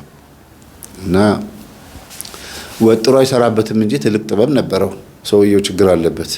እኔ ጋር ይሄን ከሚልክ እንደው ከኔ ጋር ከሚጣላ እንደው አርፎ አይቀመጥም። እዛው ዝም ብሎ ስራውን አይሰራም። ሰው ምን አለኝ ብሎ ከሚያማ ወይም ደግሞ ለመስማት ከሚሞክር ይላሉ። ይሄንን እንግዲህ የሚሉት ሴትዮዋ መንፈሱ ሄዶ እንዲያቀብለው ነው። እንዲህ ተብለሃል እንዲለው ነው። በቃ አይበቃህም፣ አትሄድም፣ የሰማውን ሰምተህ አትሄድም፣ ንገረው ሄድና ይላሉ መልሰው። እረት እያስፈራሽን የሆነስ እዚህ ቤት 30 ሰው አለ ይላል። አዎ ዘር ማንዘሬ በሙሉ እዚህ ቤት ውስጥ አሉ። ያው መልካቸው ቁጭ ተደርድሮ ቁጭ ብለዋል። ቡና ሽታውን እኮ ቡና አፍልተው በነገራችን ላይ ቡናው እየተንከሸከሸ ቤቱ ጥግ ላይ ዙሪያውን እስከ ግቢ ጥግ ድረስ ሄደው ቡናውን አንከሽክሻው ይሄ ቡና ይቀመጣል እና ሌላ ቡና ተቆልቶ ነው የሚጠጣው። የሚገርማችሁ የእነሱን ቡና የዛሮቹን ቡና የሚጠጣ የለም እዛ ቤት ውስጥ። የተንከሸከሸው ቡና ይቀመጥና ከዛ በኋላ ሌላ ቡና ተቆልቶ ደግሞ ምን ይሆናል ይጠጣል። በሚቀጥለው ጊዜ ሲያፈሉ ደግሞ በቀን እንግዲህ 3-4 የሚፈላው ማታ ሲያፈሉ ደግሞ ይሄ ተንከሽክሾ የተቀመጠው ቡና ተወቅጦ የተጠጣ ሌላ ቡና ተቆልቶ ደግሞ እንደገና ይጨሳል ቤት ውስጥ። ያንን ቡና ይፈልጉታል ዛሮቹ። በአይን የማይታዩት ግን ዘር ማንዘሮቻቸው። የሚገርማችሁ የዛሬው 100 ዓመት የዛሬው 200 ዓመት የነበረውን አለባበስ ሁሉ ሴትዮዋ ይናገራሉ። እስቲ በእድሜያቸው አርጅተው የሞቱትን ዘሮቻቸውን ንገሩኝ ብሎ ሲነግሯቸው አይ ድሮ የነበረው አለባበስና አሁን ያለው ይለያያል። አሁን በደርግ ጊዜ ሞተ አጎት ነበረኝ አሉ ሴትዮዋ። አጎቴ በደርግ ጊዜ ነው የሞተው። ይኸው ቁጭ ብሏል እዚህ። ይኸው የለበሰው ልብስ የዚህ ዘመን ልብስ ነው ይላሉ። እንደገና ደግሞ የዛሬ ስንት እንግዲህ 100 ዓመት ይሆናል እንግዲህ እዚህ ጋር ደግሞ ጥቅ የተቀመጠ መልኩ የኛን ይመስላል። እንግዲህ ይሄ ደግሞ ቅድማያት ቅምቅማያት ምንጅላት ይሆናል ማለት ነው። ገባችሁ? ወደ ኋላ ስትሄዱ ምንጅላት ነው የሚባለው። እና አለባበሳቸው ይለያያል። የኢትዮጵያ እንግዲህ በወቅቱ የነበረው ልብስ ለብሰው ነው አይደለም እንደሚገለጡት መናፍስቶቹም ራሱ ሰውየው አይደለም ነፍሱ እዛ ቦታ የመጣችው ሰውየው ላይ የነበረው መንፈስ የሰውየውን መልክና አለባበስ ይዞ መጥቶ ነው ቁጭ የሚለው ማለት ነው። እና ቡና በሚፈላበት ሰዓት በይ ጥግ ጥግ ላርጊና ሂጂና አዙሪላቸው ይላሉ። ቡና የምታፈላዋ ሴት አንዳንዴ ትፈራለች። ምክንያቱም እዛ ቤት ምን እንዳለ ስለምታውቅ ሌሊት መጥተው የሚገናኙት አሉ። ሌሊት መጥተው የሚጎትቷት በር ላይ ራሷን ታገኘዋለች። አንዳንድ ቀን ዛፍ ላይ ተንጠልጥላ ራሷን ታገኘው። ሰራተኛዋ እንኳን የሴትዮዋ ሰራተኛ ዛፍ ላይ ራሷን ታገኛለች። እና ደግሞ በፉጨት በጣም ነው የምትዘፍነው። የፉጨት ዘፋኝ ታውቃላችሁ? በፉጨት የሚዘፍኑ ሰዎች በጣም የሚገርም ድምጽ የሚያወጡ ሰዎች ቅላጼው ዛፍ ላይ ይዟት ወጥቶ በፉጨት ነው ሌሊቱ ሙሉ ስታፋጭ ነው የምታድረው። ሴትዮዋ እንዲያውም እንደ ክላሲካል ነው የሚሰማት። ዛፉ ያለው መስኮታቸው ስር ስለሆነ የእሳቸው መንፈስ አዞት ብድግ ብላ ተነሳ ሄዳ ዛፍ ላይ ሆና ተኝታ በእንቅልፍ ልቧ ነው የምታፋጨው። በነገራችን ላይ የሚገርም ድምጽ ነው የምታወጣው። ስትሰሙት ይገርማችኋል። አንዳንድ ጊዜ መንዙማ እንደዚህ በፉጨት የሚያወጡት ድምጽ ወይም ደግሞ አንዳንድ የሚያወጧቸው ስርቅርቅ እያደረጉ የሚያወጧቸው ዜማዎች የአንዳንድ ሰዎችን ልብ የመስረቅ ባህሪ ያለው ዜማው ራሱ። ለምን ባደጉበት ሰፈር ለምሳሌ ከጉራጌ ክልል የመጣ አንድ የሆነ የጉራጌ ተወላጅ ወጣት ሱቅ ውስጥ በሚቀጠርበት ሰዓት የጉራጌኛ ዘፈን ከፍቶ ነው። ለምን የሀገሩ ባህል ጉራጌኛ ነው እንጂ የኢትዮጵያን ባህል ልክፈት ብሎ ሲል የኢትዮጵያን የእስክስታ ማነው የአማራ ክልልን እስክስታ ሊከፍት አይችልም። ለሱ ባህል ብሎ የሚለው የሀገሬ ዘፈን ብሎ የሚለው ያን ጉራጌኛ ነው። እንግዲህ እየሰማ አገሩን ያስታውስበታል። ከኦሮሚያ ክልል የመጣ ልክ እንደዛው የሀገሩን ዜማ በትካዜ ሆኖ ቀምን እያለ አዲስ አበባ ሆኖ ሊመሰጥበትና ሊተክዝ ይችላል። ከአማራ ክልል የመጣ ከትግራይ ክልል የመጣ እንደ ሀገሩ ነው የሚተክዘው የሀገሩ ላይ የሚያውቀውን ዜማ። መናፍስትም ልክ እንደዚህ ናቸው። እቺም ልጅ ላይ ያለው መንፈስ እንደዛ ነው ማለት ነው። እና ግን ጠዋት ሲነጋ እንደዚህ እያልሽ እያፋጨሽ እኮ እንደዚህ ማን ብሎ ሲነግሯት አታውቅም። አፋጭቶ ጨርሶ 11 ሰዓት ተኩል ሲሆን መጥቶ ይተኛል፣ ትተኛለች። ከዛ በኋላ ጠዋት እንደ ማንኛውም ሴት የተነሳች ነው የሚመስላት እና የምታፋጨውን በፍጹም አታስታውስም፣ በህልሟም አላየችውም። እና ይሄን ያክል ሴትዮዋ ላይ ያለው መንፈስ ሰፈሩን ይቆጣጠር ነበረ ማለት ነው። እና ሴትዮዋ እኚህ ደውሎ የነገሩ ሴትዮ የሚነግሩኝ ነገር በጣም ብዙ ነገር ነው። አንደኛ ልጅቷ ላይ ያለው መንፈስ የአባቷ መንፈስ እንደሆነ ያወቁበት መንገድ በራሱ ይገርማል። አሾክሿኪ መንፈስ ይልክ ነበር ሰውየው። ሴትዮዋ አሁን የሉም አርፈዋል። እኚህ ሴትዮ ይጠነቁሉ የነበሩ ሴትዮ ግን ቅርብ ጊዜ ነው ያረፉት። በእሳቸው ቦታ ላይ ግን ልጃቸው ተተክታለች። እና ይህን ነገር ማወቅ ይቻላል አለችኝ አሉ ሴትዮ። ምን እንዴት ነው የሚታወቀው ስላቸው ጊዜ ሄዶ በመጠየቅ አይ እዛማ እኔ ድማዘርዬ እንዴ ትምህርቴን እያዳመጡ አይደል?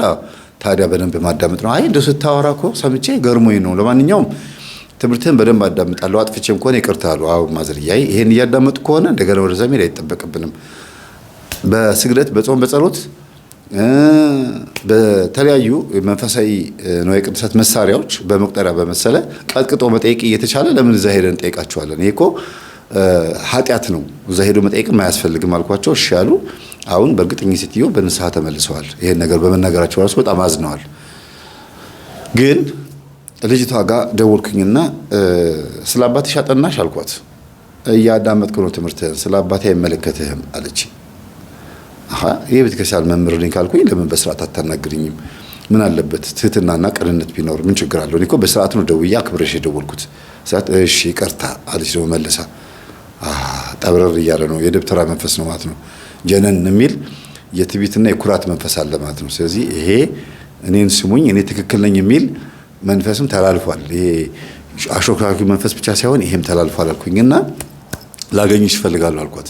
እና ምን ችግር አለው አለችኝ። ልምጣ ለምን አንገናኝ የሆነ ቦታ ስላት እኔ ከቤት የትም አልወጣም ለቤት ነው መሆነው አለችኝ። እሺ መጣሁ በቃ አልኩና መንፈሳዊቷ ልጅ ያችንም ሳልል ማንንም ሳላገኝ ልጅቷ ብቻ ለማግኘት ሄድኩኝ። ከዛ እኔና አንቺ ብቻ እናውራ፣ ማንም ሰው እንዲገባ አልፈልግም አልኳት። ጥሩ ደስ ይለኛል አለች። ልታወሪ የምትፈልጊው በግልጽ የምታወሪ ነገር አለ? ትምህርቴን እያዳመጥሽ ነው ስላት፣ ይኸው 7 ላይ ደርሻለሁ ትምህርትህን እያዳመጥኩ ነው ስላት፣ ተወኝ እስቲ እባክህን ተሸውጃለሁ ማለት ነው ይሄን ሁሉ አመት አለች። መልሳ ደግሞ መለስ ብላ ራሷ እንዴ ቅድም ጀነን ስትይ አልነበር እንዴ አሁን ምን ነው ደግሞ ደስ አልሽ ስላት፣ የትኛውን ልሆንልህ እንዴ አለችኝ። አይደለም እውነቱ ወደ እውነቱ እናውራ፣ ወደ እውነቱ እንነጋገር ስልሽ ትክክለኛው ማንነትሽ መጣ። ይሄን ነው የምፈልገው እኔ ማለቴ ነው። እና መኩራትም መንጠባረርም አያስፈልግም፣ ወይም ደግሞ መታበይም ሌላ ነገሩን አያስፈልግም። ቀጥታ ወደ ጉዳዩ ገብተን ነፍስሽ መዳን አለባት። ስለ ጊዜ ኧረ እንደው ስለ አባቴ በጣም ብዙ ነገር ሰምቼ እኔ በጣም ደንግጫለሁ አለች። ማን ነገረሽ? እናቴ ሰፈር ውስጥ አባቴ ምን ተብሎ እንደሚወራበት ታውቃለች። ይሄ ሰውዬ የተናገረው ትክክል ነው ብላ ስላንተ ስትነግረኝ ትምህርትን ማዳመጥ ጀመርኩኝ። እንደገና ልጅቷም ደግሞ ከአባትሽ የመጣ መንፈስ ነው ብላ የተናገረችው ትክክል ነው ወይ ስለ አባትሽ የምታውቀው ነገር አላት ወይ ደግሞ እኔ ምንም የማውቀው ነገር የለም ስላልኩኝ ወደ አባትሽ ነው ነገሩ የሚዞረው ብላ አስባ ነው። እና አባትሽ ማለት ደብተራ ነው። አባትሽ ማለት ስልጣኑን ራሱ ያገኘው ያን ሁሉ ነገር ያገኘው በዚሁ ስራ ነው። ይሰራ ነበረ። እኔ ጥበብ መስሎኝ ነገሮችን እንደው ምን አብልቷት ምን አጠጥቷት ነው ብዬ ዝም ይቁርጥም አድርጌ ቁጭ አልኩኝ። ምክንያቱም እንዴት እንዳገባኝ አውቃለሁ። ምን ሰፈር ሰው አይነካም፣ የማንንም ሰው እንትን አይነካም። ግን ስለሱ ምን እንደሚወራ ማወቅ ይፈልጋል ይሄ ሰው። እና አሸክሿኪ መንፈስ እንደሚልክ አሁን አንተ የነገርከኝ ነገር ሁሉ እናቴ ነግራኛለች አለች። ስለዚህ ከአባትሽ የተላከው አባትሽ ላይ የተቆራኘው የአሸክሿኪ መንፈስ አንቺ ላይ በዘር አልፏል። እናትሽ አንቺን ሲወልዱሽ ያ አሸክሿኪ መንፈስ ወደ አንቺ ስላለፈ ቀኑን፣ ጊዜውን፣ ወቅቱን፣ እድሜሽን ጠብቆ አምጥቶ ስራ እየሰራ ነው ማለት ነው አልኳት። ኧረ ስንቱን ገደልኩት፣ ስንቱን ረፈረፍኩት፣ እንደው ማይረባ ነገር እየተናገርኩኝ አለች። መንፈስ መሆኑን አመንሽ አልኳት።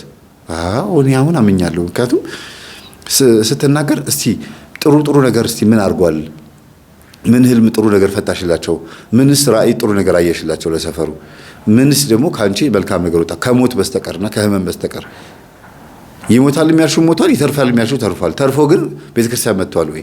የተረፈው እውነት ንስሐ ሊገባ ነው ወይ ብለህ ስትናገር ስታስተምር እኔ በጣም ደንግጫለሁ። ውስጤ ግን ሰው ፊት ስለነበረ ምንም ማለት አልቻልኩም አለችኝ።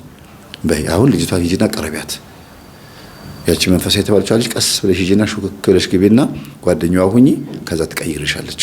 ምንም የልብ ትዕቢት አያስፈልግም አልኳት። እሱ ነገር ከየት የመጣ ነው? እኔ አሁን ሰዎች ሲያዋርዱኝ፣ ሰዎች ሲናገሩኝ፣ ሰዎች ለምን ልካርለሽም ሲሉኝ እንደምናደድ እናንተ ምን አላውቅም አለችኝ። ከአባትሽ የመጣ ነው። አባትሽ ያለው የድግምት መንፈስ ማለት የደብተራ መንፈስ ግርማ ሞገስ ማስደግሞ ነው ማለት ነው። ሱፍ ልብስ ሲለብስ ስራ አስኪያጅ ሲሆን እንዲደመጥ እንዲፈራ ያደረገ የተቀጠረበት ድርጅት ላይ ተቀባይነትን ለማግኘት ያደረገበት መንገድ አንቺ ላይ ተላልፏል። ስለዚህ አሁንም ተጠንቀቂ። የታሉ ግን አባቴ ስላት እናቴና አባቴ ተጣልተው እሱ ለብቻው የሚኖረው እናቴ ለብቻው የምትኖረው እና እኔ ከእናቴ ጋር ያለሁት አለች። በጣም ጥሩ። ስለዚህ አሁን ያለሽበት ሁኔታ ምንም ፈተና ውስጥ የሚከትሽ አይደለም። ምናልባት ለምን ነቃሽብኝ ብሎ ችግር ሊፈጥርብሽ ይችላል። ቻዩ ተቋቋሚው እንግዲህ መከራን መቋቋም ልመጂ ካሁኑ። ምክንያቱም አንዳንድ ጊዜ መንፈስ ሲደነግጥና ሲደነብር እንደ ፊጋ በሬ ይሆንብሻል። ያገኘውን ዕቃ እያተራመሰ እንደሚሮጥ በሬ፣ መኪናም ካገኘ ሰውም ካገኘ እየገጨ እንደሚሄድ በሬ ልክ እንደዛ ነው አንቺ ላይ የሚሆነው። ካፍሽ የሚወጣውን ቃላት ተጠንቀቂ፣ የምትለብሺውን ልብስ። ከዛ በኋላ ደግሞ ጸበል ስትጠመቂ መጠመቅ ስትጀምሪ ደግሞ እህታችን ትነግርሻለች አልኳትና ሂጂ አልኳት። ደውላት አለች። ኖ አልደውላትም፣ ዝም ብለሽ ራስሽ ሂጂ።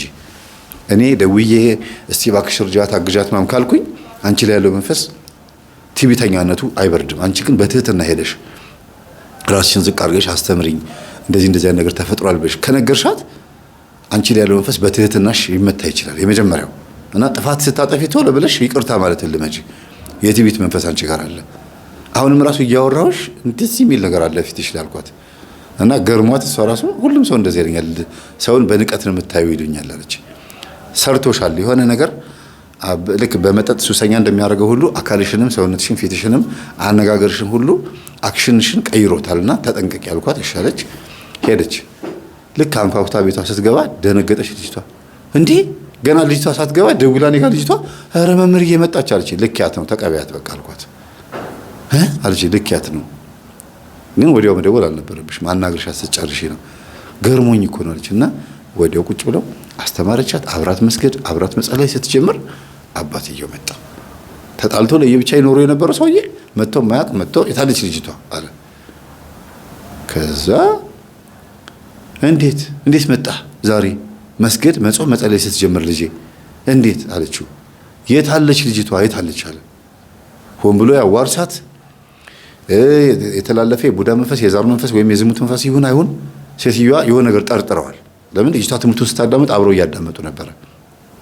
እና በል እንግዲያውስ ልጅቷ ገዳም ሄዳለች። አይደለም ገዳም አይደለችም፣ እዚሁ አካባቢ ናት። የታለች አምጫት፣ ካወክ እንግዲህ እናምጣታ አለችው። ቀጥ ብሎ መጣ ልጅቷ ቤት፣ ቀጥ ብሎ መጣለች። እኔ ሄጃለሁ ኦልሬዲ አገናኝቻቸው። ከዛ ነይ ውጪ ምናምን ብሎ ሲል እንዴ አባዬ ከየት መጣህ አለችው። ነይ ውጪ የምናወራው ነገር አለ። እዚህ እንደሆንኩ በምን አወክ? ነይ ውጪና የምናወራው ነገር አለ። እንዲያውም አልመጣም በቃ እዚህ ነው የምቀመጠው አለች። አትወጪም እንዴ ምናምን ብሎ ሊጎትታ ሲል እንዴ ልቀቋት እንጂ ምናምን ብላ ልጅቷ አስጣለቻቸውና በሩን ጥርቅም አጋዘጋቸው። ነይ ውጪ ብዬሻለሁ እኔ በኋላ ግን እንዳንጣላ አንቺ ልጅ ረፍ ስነ ስርዓት አድርጊ ምናምን አሉ። እንዴ ባጠር ላይ ሆነ አባዬ ምን ሆነ ነው ምንድን የምታወራው? እንዴት ዛሬ ልትመጣ ቻልክ? እዚህ መሆኔን በምን አወቅ? ዞር ብላ ልጅቷ ላይ ሸተና መምህርን ጥሪው የትም እንዳይርቅ አለች። ከዛ መጣሁ እጄ ተሳፍሬ ነበረ። እንደገና ራይዱን አዞር አልኩትና በራይድ ተዞር የመጣሁኝ። ከዛ ምንድን ነው አልኩት። አባቴ ነው አለችኝ። ይኸው እኔ እናንተ ካወራን በኋላ እንግዲህ እንዳልከው አሾክሿኪ መንፈስ ነግሮት ከስራ ቦታ ነው እንግዲህ የመጣ ያስታውቃል እያለከለከ ነው። እዚህ ያለውበት ድረስ መጣ። እናቴ አትልከውም እርግጠኛ ነኝ፣ ምክንያቱም ቤቱን አታውቀውም እናቴ፣ ይሄን ቤት አታውቀውም አለች። እኔ ራሴን የመጣሁት አውቄው ነው የመጣሁት አለ። እሺ በቃ ጥሩ ነው ጋሼ እስቲ እኔና እርስዎ እናውራ። ጊዜ ማነህ አንተ ምንድን ነህ አሉኝ። አያውቁኝም አንተዋወቅም አልኳቸው። አላውቅህም አሉ። እኔ መምህር ተስፋ ይባላሉ፣ የቤተ ክርስቲያን መምህር ነኝ። በዩቲዩብ ላይ ደግሞ መናፍስት ሰዎች እንዴት እንደሚያጠቁ ማጋለጥ ሰው ነኝ ስላቸው ጊዜ የግርማ ልጅ ነህ እንዴ? ቀስ ብለው ረጋ ብለው ይሄ ለስለስ አሉ። በቃ የግርማ ልጅ ነህ እንዴ? እሺ እናወራለን ችግር የለውም ና ወደዛ ምናምን አሉና ወደዛ ጋር ዞር። ከዛ መምህር እንምጣ አለችኝ። አይ ቆይ እዛ ሁኚ ውጭ አይደል የሚሉሽ? አራው ጎትቶ ሊወስደኝ ነበር። ቆይ እዛ ሁኚ አልኩኝና ምንድን ነው የፈለጉት አልኳቸው። እናንተ ምንድን ነው የፈለጋችሁት ከኔ ልጅ አሉ። እንዴ ልጆት ናት? አዎ ጥሩ ነው። አብረው ይኖራሉ? አይ አብሬ አልኖርም፣ ግን ልጄን እያሳደግኩ ነው አልኳት። አዎ ገንዘብ ይልካል፣ ያሳድገኛል፣ ለእናቴም ብር ይልካል፣ የራሱን ህይወት ነው የሚኖረው። አግብተዋል ሌላ ቦታ አልኳቸው። ምን አገባህ? እሺ ይቅርታ፣ ግን አሾክሿኪ መንፈስ እርሶ ላይ እንደነገሰና የግርማ ሞገስ መንፈስ እንደላኩባት እርሷም ደግሞ እንግዲህ አዋርሷት ይሁን ከእርሶ የመጣ እሷ ላይ ገብቶ ይሁን በዛር መንፈስም የተላለፈ ይሁን አይታወቅም። እና እቺ ልጅ እርሶ ባሸከሟት ነገር የሰፈሩን ሰው በሙሉ እንዳለ ባለ ራእይ ብሎ ነው የሚጠራት። በቃ ያየችው ነገር ሁሉ ትክክል ነው፣ የምትፈታው ህልም ትክክል ነው። እንደገና የሚሞት ሰው ነው የሚድን ነው ብሎ መተው ጠይቀዋት ከተናገረች ይሞታል ወይም ይድናል እንደተናገረች ነው የሚሆነው። ጊዜ ጥሩ ነው። ጥበብ እኮ ነው ታዲያ። እናንተም እኮ ዝም ብላችሁ ጥበብን ያሳደዳችኋት ነው እንጂ እኮ መጠቀም ትችላላችኋል። ገና በዲግሪ በዲፕሎማ እንደተመረቁ ያስታውቃሉ። ቤታቸው ላይ ፎቶቸው ተሰቅሏል። የሚገርም እንግዲህ አስቡት። የተማሩ ናቸው ተብሎ የሚታሰቡ ናቸውና እርግጠኛ ነኝ ካህን ነበሩ ድሮ። አብነት ትምህርት ቤት ተምረዋል አልኳቸው። አዎ ጥበብ ምናምን ተምረዋል። በደንብ ነው እንጂ ታዲያ አሁን በሚያደርጉት ነገር የሚያስኮራ ነው። ስልጣኖትን ያገኙት፣ ስራውትን ያገኙት፣ ባለቤቶትን የእሷንም እናት ያገቡት በመስተፋቀር በመሆኑ ጥበብ ነው ብለው የሚያስቡት አልኳቸው። አሁን እሱን አይደለም። ለምንድን ነው ልጄ ጋር የመጣኸው አንተ? ከልጄ ምን ጉዳይ አላችሁ? በሉ እንግዲያውስ ልንገሮት፣ ልጆት ከኔ ጋር ተነጋግራ ያለባት እርኩስ መንፈስ እንደሆነ አምናለች። እርሶም እርኩስ መንፈስን እያዘዙ እሷ ውስጥ ልከውት አሾክሿኪ መንፈስ በልጆት ላይ ሆኖ በሰፈር ውስጥ እንደሚሰራ አፈ ሕፃን የሚባለውን እንዳዋረሷት ደርሼበታለሁ ስላቸው፣ አፈ ሕፃን ታውቀዋለህ? ተዋርሰዋል እንዴ? እሱን አሉኝ። እሱን አልተዋረስኩትም። እኔ የተዋረስኩት ስጋው ደሙንና ኢየሱስ ክርስቶስን የተዋረስኩት አልኳቸው። አሉና ቀለዱና እንግዲህ ንቀት መሆኑ ነው። የትዕቢተኛ መንፈስ አይደለ? ቀለዱና እሷን ተዋትና እስቲ ግርምሽ ምን እጽ እንደሰጠህ ምን እንዳዋረሰ እስቲ ብትነግረኝና ያ በመቁጠሪያ የሚቀጠቀጥበትን ኃይል ብትነግረኛል ነው። ቦርሳ እንደዚህ ያዝዬ ነበር ታውቃላችሁ። በጎን የሚይዛት ቦርሳ አለች። አወጣሁኝና ወጣኝ። ይሄ ነው እያልኩኝ ቀጥቀጥ ጭንቅላቱን እየቀጠቀጥኩኝ እያሳደድኩኝ ወደ ሚስቱ ቤት ገባ። በቃ ምክንያቱም በጣም ንቀቱ እየበዛ እየተዳፈረ ይመጣ እና መቁጠሪያው ምን ያህል ድግምት አለው የለው የሚለው ነገር እንዲያውቅ ነው። እስቲ አሁን ያውቅ መሰውን ይሄ ነው ድግምቱ። የእግዚአብሔር መንፈስ ከሆነ ይይዘልሃል፣ ያስርልሃል። የድግምት መንፈስ ከሆነ ግን ከአንተ ጋር ይስማማል፣ አንተ ጋር ካለው ጋር እኔም ዛሬ ይለይልኛል እያልኩኝ እየቀጠቀጥኳቸው የመቁጠሪያውን ኃይል ማየት እፈልጋለሁ እያልኩት ለሱ ማለት ነው። ከዛ እረፍ፣ እከስሃለሁ፣ ነግሬሃለሁ፣ የሰው መብት እየተጋፋ ነው እያሉ እየቀጠቀጥኩኝ እያሳደድኩኝ፣ ከዛ ልጆች ከኋላ እየተከተሉኝ ሚስቱ ቤት ዘው ብሎ ገባ። ሌላ ቤት የለማ፣ የት ይግባ ሌላ? ከዛ እንዴ በዚህ ልክ ሲናገሩ ትንሽ እንኳን እፍረት የለም አልኳቸው። እንዴት ምን ማለት ነው ምናምን ብለው ዱላ ነሱ። እንደዚህ ስነ ስርዓት አድርጉ አልኳቸው። እንደዚህ መቁጠሪያው እንዲያስኩት ስነ ስርዓት አድርጉ እንዴ። መምህር ግርማን ሽማግሌ ናቸው፣ ሽበት ያላቸው እንዲሁም በእድሜም የገፉ በጸጋም በክህነትም ቢሆን ትልቅ ቦታ ላይ ያሉ አባት ናቸው። ተውት እሱን እንደው ሽምግልናቸው ብቻ እንኳን አንተ አያስብላቸውም እንዴ? እንደው በዚህ ልክ ዝም ብሎ ሲዘረጥጠው አንደኛ። ሁለተኛ ነገር ደግሞ በዚህ ልክ ሲያወሩ ሲንጠባረሩ እርግጠኛ ሆኖ ሲያወሩ አያሳፍርም? ጥንቆላ ነው መምህር ግርማ የሚሰሩት ብሎ ሲናገሩ ዝም ምን ይመስሎታል አልኳቸው። እሺ ቁጭ ብለን እናውራ ልጄ ምን መሰለህ፣ ያው ትንሽ በእድሜም ገፋ ስላሉ እንትን የሆነ እንዴት ነው አላርም ሲወልዱም ሲያገቡም በእድሜ ገፋ አድርገው ነው የወለዱት እና ያገቡት እና አሁን እድሜያቸው ትንሽ ገፋ ብሏል። ከልጅቷ እንግዲህ 25 ዓመት ከሆነች የዛሬ 25 ዓመት ነው የወለዱት ከተባለ ስንት ዓመት ልጅ ሆነው ወለዱት? መቼም የ25 ዓመት ልጅ ሆነው ከወለዱ 50 ዓመት ይሆናቸዋል አይደል? የ40 ዓመት ልጅ ሆነው ከወለዱ ደግሞ 15 ዓመት ጨምሩበት 50 ዓመት ላይ 65 አይደል? እና በሉ ቁጭ በሉ አልኳቸው። ቁጭ አሉ። አሁን እኔም በመቁጠሪያ ቀጠቅጣለሁ፣ እርሶም በመቁጠሪያ ቀጠቅጣሉ። ድግምቱ ይሄ ነው እንግዲህ ይሄውና ድግምቱ መምህር ግርማ የሰጡኝ ድግምት ይሄ ነው። ይሄው እስቲ በዚህ መቁጠሪያ እንቀጥቅጥና ይሄው መስቀል አለው ላይ የወይራ መስቀል መቁጠሪያ ነው። የእውነት ምትሃት አስማት ድግምት ከሆነ አሁን ይለያል አልኳቸው። እንዴት ነው የሚለየው? እንዴት ነው አሾክሿኪ መንፈስ ልከው ከመስሪያ ቤት ድረስ ሲንቀዠቀዡ መጥተው ደግሞ እንደ እውነት መላክን እንደሚያዙ ሰው ደግሞ አፋቸው ሞልቶ ይናገራል። ቤት ተናደደ፣ ውስጤ በጣም ተናደደ። አስቡት፣ ሰይጣንን እያዘዙ እንደሆነ እየታወቀ ለመዝለፍ ልባቸው እያወቀ ለመዝለፍ ሲሞክሩ አላስችል ብሎኝ ነው። ቅንዓት ነው ማለት ነው። እና በሉን ይኸው በመቁጠሪያው ቀጠቅጣለሁ፣ ጀርባዬን እመታለሁ።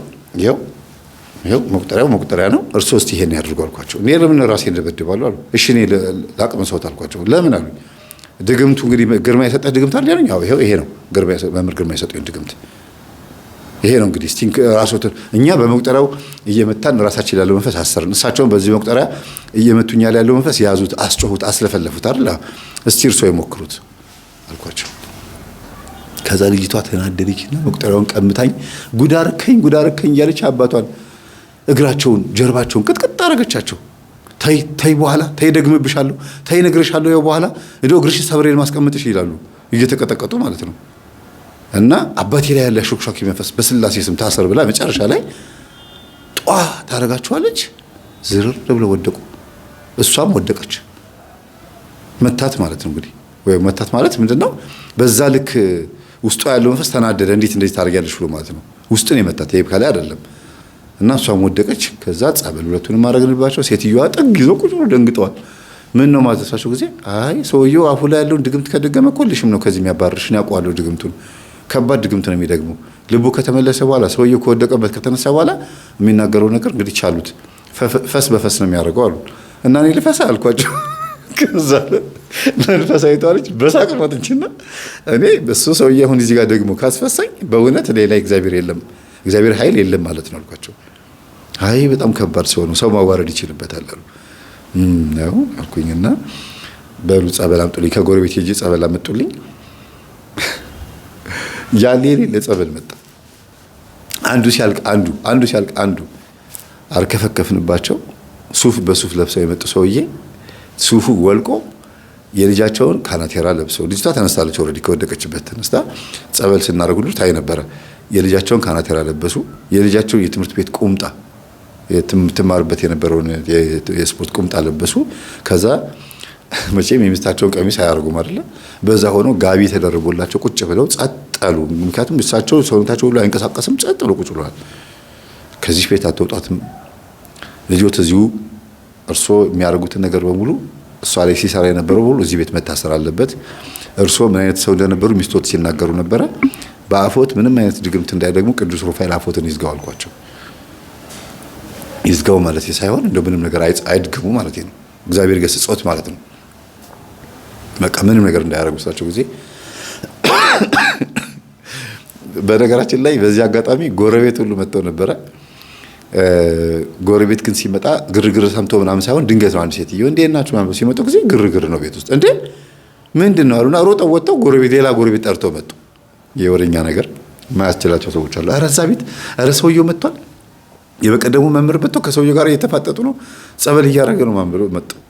ከዛ ምንድነው ስላችሁ ጊዜ እንዴ እንደዚህ የሚሽመደመድ መንፈስ ነው እንዴ ሁሉ ሲያሽመደምደን የነበረው አሉ። አንድ ሴትዮ አይ እንግዲህ ሲያዝ ነው እንጂ ካልተያዘ አስቸጋሪ ነው። የደብተራ መንፈስ ከባድ ነው። ግን የሚገርመው ነገር እንደዚህ አይነት ጥበብና እውቀት እንዲህ አይነት አጋንንታዊ ጥበብና እውቀት ይዞ መንግስት መስሪያ ቤት ተቀጥሮ የስራ አስኪያጅ ሆኖ ብቻ መቀመጡ ገርሞኛል። እና ምክንያቱ ምንድነው ብዬ ስጠይቅ ራሳቸው ሰውየው አፋቸው ተፈታና እኔ ጥበቡ እንደ ጥበብነት ብቻ ነው የምፈልገው፣ ሰዎችን እንዲያርጉ ማለት አልፈልግም። የተቸገሩ የመጡ ሰዎች ካሉ መስተፋቅር አደርጋለሁ፣ ወይም ደግሞ የገንዘብ የግርማ ሞገስ ምናምን ነው እንጂ የማደርገው ሰውን የሚጎዳ ነገር አላደርግምና የኔ ነጭ አስማት ነው ብዬ ነበር ማስበው አሉ።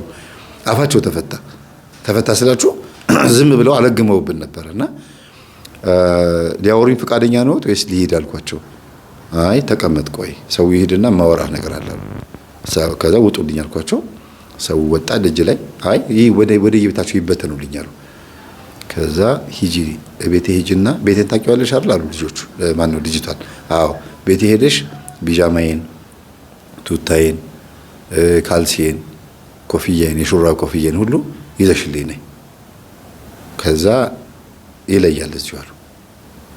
ምንድነው አልኳቸው። እኔ እንግዲህ ጥበብ ነው ብዬ ነው ይሄንን ነገር ከየኔታ ተቀብዬ የመጣሁት። የኔታ አሁን የሉም በህይወት አርፈዋል።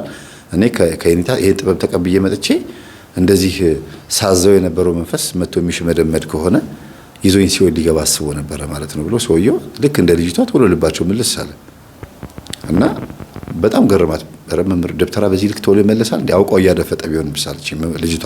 መንፈሳዊቷ ልጅ ሊሆን ይችላል፣ ግን ሰውየው ልባቸው ተመለሰም አልተመለሰም የሚሉትን ነገር መቀበል ግዴታችን ነው። እዚሁ ቤት ሆነው ምን ሊያደርጉ እንዳሰቡ ብቻ ማወቅ ነው። ካፋቸው የሚወጣውን ቃል መስማት እፈልጋለሁ፣ ግዕዙንም መስማት እፈልጋለሁ ብዬ መዝሙረ ዳዊት ነው የሚጸልዩት። በእርግጥ ሰማዋቸው በአፋቸው ሲያነበንቡ መዝሙረ ዳዊት ነው የሚጸልዩት እና ለመጀመሪያ ጊዜ መዝሙረ ዳዊትን እኔ በምፈልገው መንገድ ጸለይኩት አሉ። እንዴት ሲባሉ ማወጣውና ማላወጣው ቃላት አለ።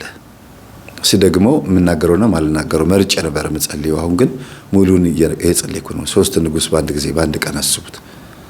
እና እግዚአብሔር ወይ ፍትሃኝ እያሉ ከስራም ቀሩ።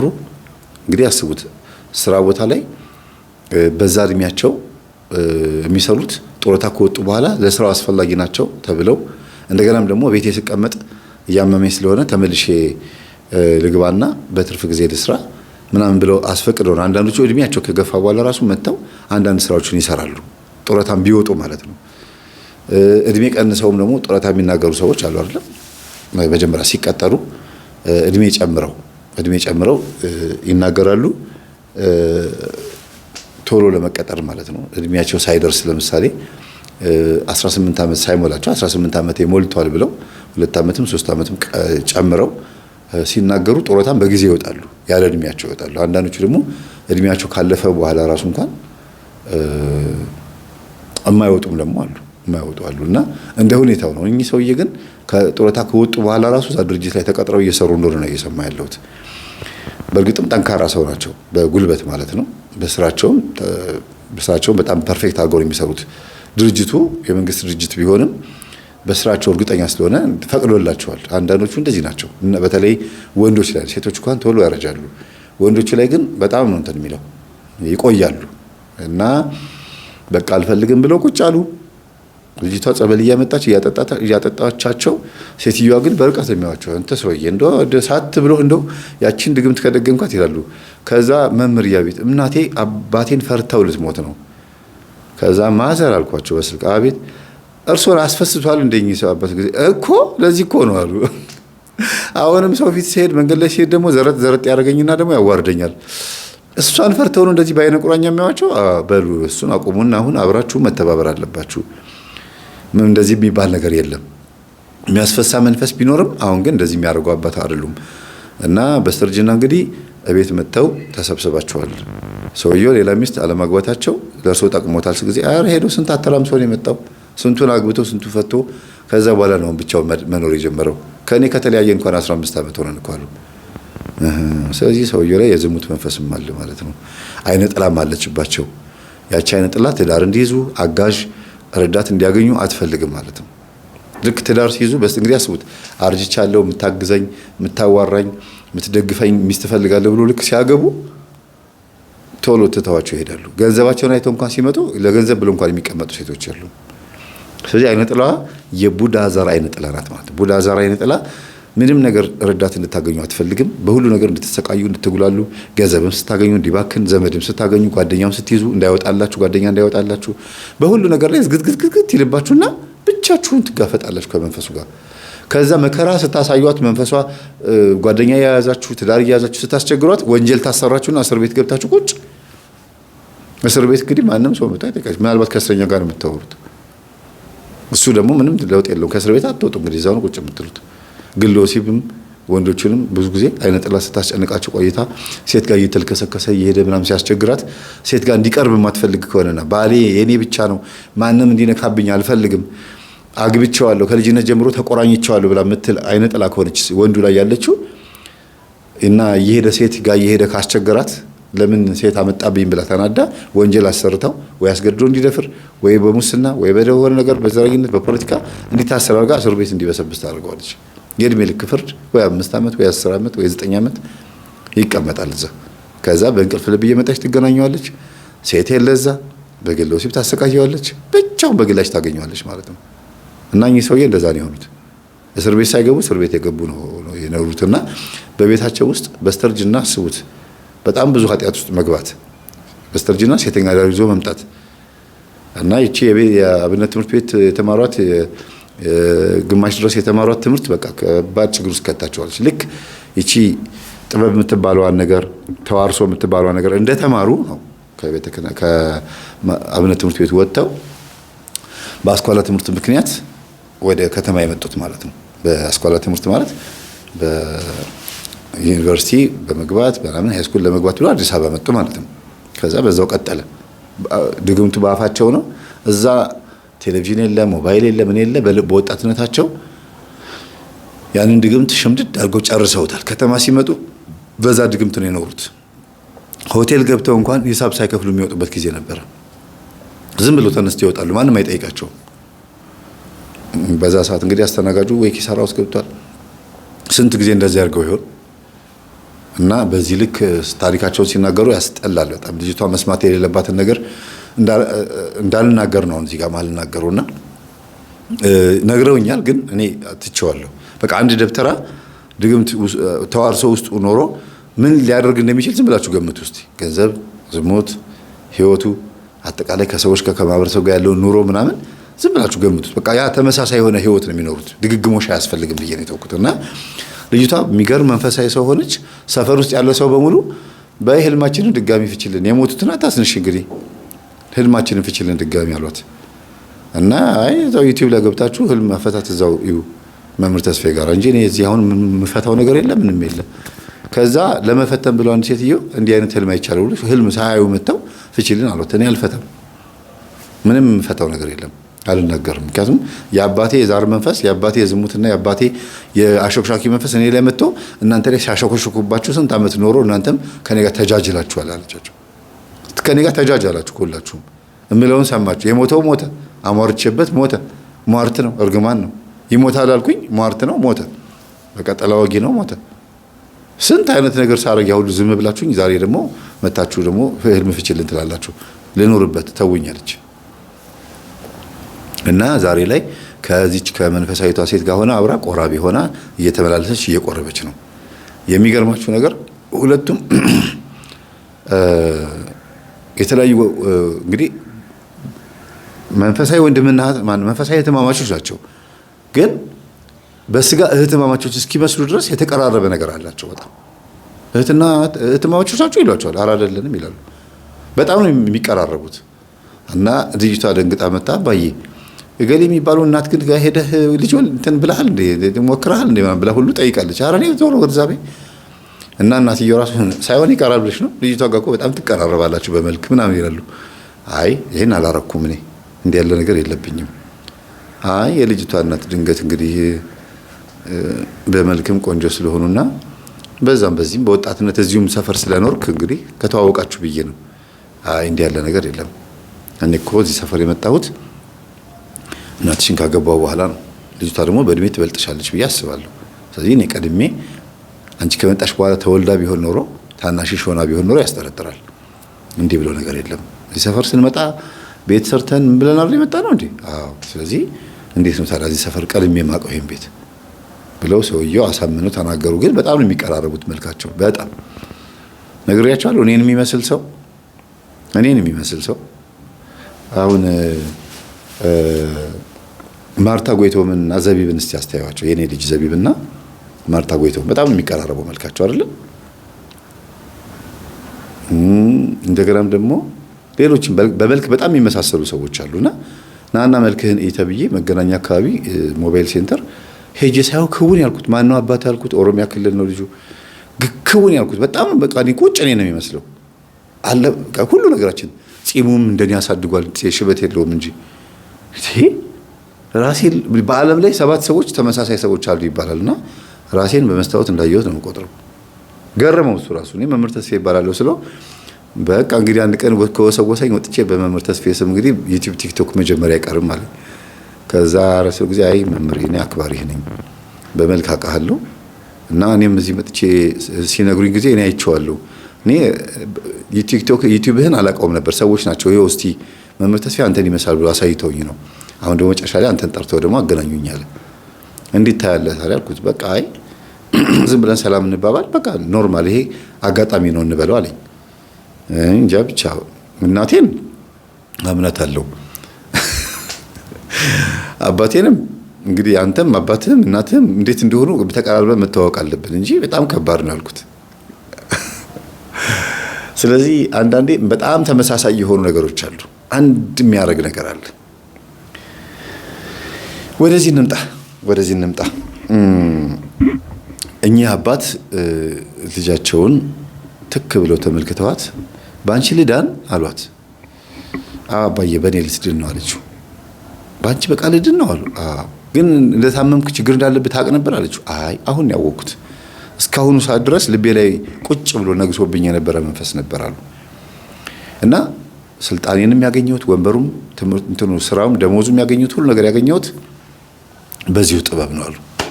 የሄድኩበት ቦታ ሁሉ ይሄንን ነገር ለፍልፌ ነው ሰዎችን አፍዝዤ አደንዝዤ ስራዬን የምሰራው። ለምሳሌ እንዴት ነበር የሚሰሩት አልኳቸው ደውዬ። አሾክሿኪ መንፈስ ባህሪውን እስቲ አንዱ ንገሩኝ አልኳቸው። ለምሳሌ ሆቴል ገብቼ ጥብስ አዘዝኩ አሉ። እሺ ከዛ ጥብስ አዝዤ እየበላሁኝ አስተናጋጁን ትክ ብያይቸው ሽንት ቤት እንዲገባ አሾክሿኪ መንፈስ እልከዋለሁ። ከዛ ሌሎች ሁሉ አስተናጋጆች ፊታቸውን ወደዛ እንዲያዞሩ አደረጋቸውና በድግምት ተነስቶ መውጣት ነው። በጣም ይገርማል። በዚህ ልክ ሁሉንም አፍዝዛቸው ሸውዷቸው ይወጣሉ ማለት ነው። በቃ በአይን ማዘዝ ማለት ነው። ሄዶ ከላያቸው ላይ ተነስቶ እንግዲህ አሾክሿኪ መንፈስ በተደጋጋሚ ነግሬያቸዋለሁ አይደል? መልኩ ምን እንደሚመስል ትከሻ ላይ ተቀምጦ በጆሮ እንዴት እንደሚያሾክሹክ፣ ጆሮ ውስጥም ተቀምጦ እንዴት እንደሚያዋራ፣ በአይምሮ ውስጥም ተቀምጦ እንዴት ሰዎችን እንደሚቀይር፣ የአይምሮ ውስጥ ሞተር ሆኖ እንዴት እንደሚያንቀሳቀስ፣ ጭንቅላት እንዴት እንደሚያዞር ይሄ ነግሬያቸዋለሁ። እና ይሄ መንፈስ አንደኛ በቅዱስ ዑራኤል ጸበል ነው። ወጣ ገባ የሚልም ስለሆነ ሄዶ መጥቶ ነካ አድርጎ የሚመለስ ስለሆነ በቅዱስ ሩፋኤልም ጸበል እንደ መንፈሱ ባህሪ ነው። በቅዱስ ዑራኤል ጸበል የሚሆነው ቅዱስ ዑራኤል ከአይምሮ ጋርና ከጭንቅላት ከህሊና ከአይምሮ ጋር በተገናኘ ከልብ ጋር በተገናኘ ይህንን ሀሳባችንን ሲቆጣጠር መጥቶ ቅዱስ ዑራኤል ያስጥለዋል፣ አይምሮአችን ይመልስልናል ማለት ነው። መንፈሱ ደግሞ በዚሁ ልክ አሾክሿኪ መንፈስ አይምሮአችን ውስጥ ያለውን ሀሳብ ስለሚያውቀው ልክ ያ ሰውዬ ሀሳቡን ሲያስብ ገብቶ ሄዶ ያን ነገር ይሰራል ማለት ነው። ሰውየውን በደንብ ያውቀዋል። እነዛን ሰዎች ደግሞ ሄዶ ጆሮአቸው ላይ ወይም አይምሮአቸው ላይ ገብቶ እንደተጠራስ መስሎ አቤት ምናምን ብሎ ወደዛ ይሄዳል። ማን የጠራኝ ብሎ ይሄዳል። ማንም አልጠራህም ሲባል ተመልሶ ሲመጣ የሚመገበው ሰውዬ የለም፣ አስተናጋጁ ማለት ነው። ወይም በአይምሮ ድንገት ሽንቱ እንዲመጣበት ያደርገዋል። መቼም ሽንትም ወጥሮን በጣም እንዲቋጥረ የምንይዘው በስጋችን አለ፣ በአይምሮ ነው የምንቋጥረው። አይነ ምድርም ስንቀመጥ ሽንት ቤትም ስንሆን ስንቀመጥ እንዲወርድ ሽንት ቤት እስከምናገኝ ድረስ ደግሞ ቋጥረን እንድንቀመጥ የሚያደርገው አይምሯችን ነው እንጂ ስጋችን አይደለም የሚያዘው። እኔ አሁን እጄን ጭበቅ አድርገው ብዬ ባፌ አልነግረውም፣ ጭመቅ እስቲ አልለውም። አይምሮዬ ነው የሚያዘው። ያው ጭመቅ አድርጌ ይዤዋለሁ። አሁን በጣም ድብን አድርጌ ይዤዋለሁ። ፍታ ስለው ይፈታል። ባፌ ግን አይደለም። ያው በአይምሮዬ ነው የማዘው። በቃ ሰው እንደዚህ ነው። መንፈስም ደግሞ ይሄን አይምሮ ሲቆጣጠረው እንደዚህ ነው ሰዎችን የሚያደርጋቸው። ሰውን ሲቆጣጠረው ያለ ቃላት ያዛል ማለት ነው። ስለዚህ ሰው አንደበት ባይኖረውም አፍ ባይኖረውም ዲዳ ቢሆንም ግን ያወራል፣ ውስጡ አይምሮ ያወራል። የቅዱስ ሩፋኤልን ደግሞ ጸበል የምትጠጡት ደግሞ ለብለው ወጣ ገባ የሚል ሰዳዲ አጋንንት ስለሚል አሳዶ የሚይዝ አጋንንትን ሲኦል የሚሸኝ ምንም ነገር የማያመልጠው ማለት ነው። ሁሉ መላእክት በእርግጥ እንደዚህ ናቸው፣ ግን ስልጣን የተሰጠው ለቅዱስ ሩፋኤል ሰዳዲ አጋንንት፣ ረዳኤ ምንዱባን፣ ፈታሔ ማኅፀን እንደዚህ ያለ ወደ 4 ስልጣናት ተሰጥተውታል ለቅዱስ ሩፋኤል። እና ይሄ ከሰዎች መጥቶ እኛ ላይ ስራ ሰርቶ የሚመለስ መንፈስ ብዙ ጊዜ ወጣ ገባ የሚል ስለሆነ መጥቶ ነካክቶ ነው የሚያልፈውና እንዲህ አይነት መንፈስ መጥቶ እንዳይጎበኛ በቅዱስ መንፈስና በጸሎት የታጠረ በጸበልም የታጠረን መሆን አለብን ብዬ አስባለሁ። ዘወትር በተለይ ልጆቻችሁን ቅዳሜ ጠዋት አስጠምቋቸው እስቲ። ቅዳሜ ጠዋት ወደ ኳስ ጨዋታ ወደ ምናምን ከመሄዳቸው በፊት ይሄዱ ይጫወቱ፣ ችግር የለውም። ግን መጀመሪያ ጠዋት መጥተው ተጠምቀው ከዛ ወደ ጉዳያቸው መሄድ ይችላሉ። ጠዋት ተነስቶ ሩጫ፣ ኳስ ምናምን መንፈሳዊ ነገሩን መረሳት የለበትም። በቃ መጠመቅ መልመድ አለባቸው ልጆቻችሁ። የገባ ነገር ከአስተማሪም ከተማሪም ከመንገድ ላይ ከተለያየ ቦታ ከብዙ ነገር ይመጣል። መምህራኖችም ተጠመቁ። ሁሉም ሰው ቅዳሜ ቢጠመቅ ጥሩ ነው። ቅዳሜ እሁድ ማስቀደሻ ቀን እንዲሆን ማለት ነው። ቅዳሜ ጠዋት ተጠምቆ ጸበል ጠጥቶ ከዛ ቤተክርስቲያን መጥቶ ተሳልሞ ውዳሴ ማርያም ጸልዮ መሄድ መመለስ ብትለምዱ፣ እሁድን ደግሞ በማስቀደስ እነዚህ 2 ቀናቶች በጣም በቃ ወሳኝ ነገሮች ናቸው። ለምን? የረፍት ቀን ስለሆነ ማለት ነው። ይሄ ቢለመድ ልጆቻችሁ ብሩህ አይምሮ ይዘው ያድጋሉ ብዬ አስባለሁ። መልካ ዑራኤልም ይጸለይ፣ መልካ ሩፋኤልም ይጸለይ። አሾክሻኪ መንፈስ ብዙ ጊዜ የሚያዘው በመልካ ዑራኤል ነው። መጥቶ ሹክ ስለሚል አይምሮ ላይ በተለይ ይሄ መጥቶ የተላከ መንፈስ ጆሮ ድፍን የሚያደርግ ምናምን ሲላክ ቶሎ መያዝ እንዲመቻችሁ መልካ ዑራኤልና መልካ ሩፋኤል ወሳኝ ነው። በጣም ወሳኝ ነው፣ ከተግባራቸው ከስልጣናቸው አንጻር ማለት ነው። ሌላው ልጅቷ ወደ መንፈሳዊ ሕይወት መመለሷ ብቻ አይደለም። ምንም የጮኸ መንፈስ ባይኖርም ግን ከላይዋ ላይ መንፈስ ሲርቃትና ሲተን ይታወቃት ነበር። ቢገርማችሁ የሆነ ነገር ቅልል አለኝ ትላለች። ጠዋት ተነስታ ብን ብሎ ከላይ ላይ ሲል ይታወቀኛል፣ ውርር አረገኝ ትላለች። ከዛም ጎን ለጎን ደግሞ በህልሟ መንፈስ መቼም ሲሄድ በጥቁር አሞራ መልክ ብን ብሎ ከላይ ላይ ተነስቶ ሲሄድ ካጠገቧ እሺ ብላ ስታባረረው ስትመታው እግሩ ሲሰበር ወይም ደግሞ ስትመታው ሲሄድ እሷም ደግሞ ባትመታውም ተነስቶ ከላይ ላይ ብን ብሎ ሲሄድ በህልም ማየት ማለት እርኩስ መንፈስ ከእናንተ መራቅም ነው ማለት ነው።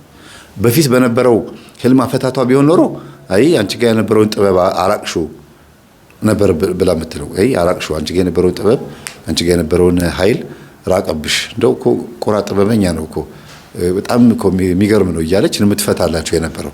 አሁን ግን የምትፈታበት መንገድ በራሱ ከትምህርቱ አንጻር ስለሆነ ተረድተዋለች ማለት ነው። እና በሰፈራችሁ ውስጥ የተለየ ኃይል ጥበብ አላቸው ተብሎ የሚታሰቡ ሰዎች ካሉ በትምህርትም ሊሆን ይችላል፣ ስለ ዞዲያክ በማጥናት ሊሆን ይችላል። ከመጠን ያለፈ እውቀት ከመጠን ያለፈ ጥበብና ችሎታ ካላቸው ንስሐ ገብተው ቅዱስ ቁርባን እንዲቀበሉ ስጋው ደግሞ ጸበል እንዲጠመቁ፣ እንዲሰግዱ፣ እንዲጸልዩ አድርጎ መፈተሽ ይቻላል። ይህን መንገድ ማሳየትና ከእግዚአብሔር ነው ወይስ ከማን ነው የሚለው ነገር ማጣራት ይቻላል። ሌላው ህፃናት ሆነው ደግሞ የጠቋር መንፈስ ያለፈባቸው ህፃናት ሴቶች ሆድ ላይ እጃቸውን በመጫን ጽንሱ ወንድ ይሁን ሴት ይሁን ይሙት ይኑር በህይወት የሚያውቁ ህፃናቶች ሁሉ አሉ።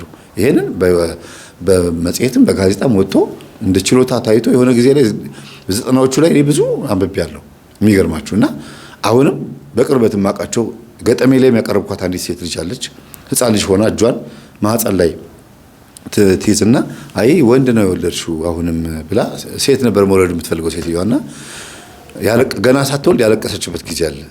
እና መቀየር የሚቻልበት ነገር ካለ ብላ ጠይቃታለች ልጅቷን። እንዴት ነው መቀየረው አለች።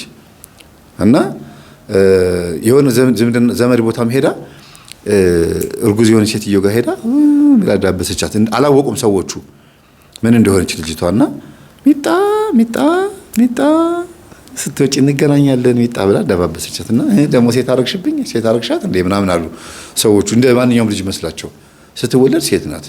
ከዛ ደውላ ስትጠይቅ አውሳ እኮ እንደዚህ ማህፀንን መለየት ትችላለች ተብላ ደግሞ የተባለች ልጅ አለች።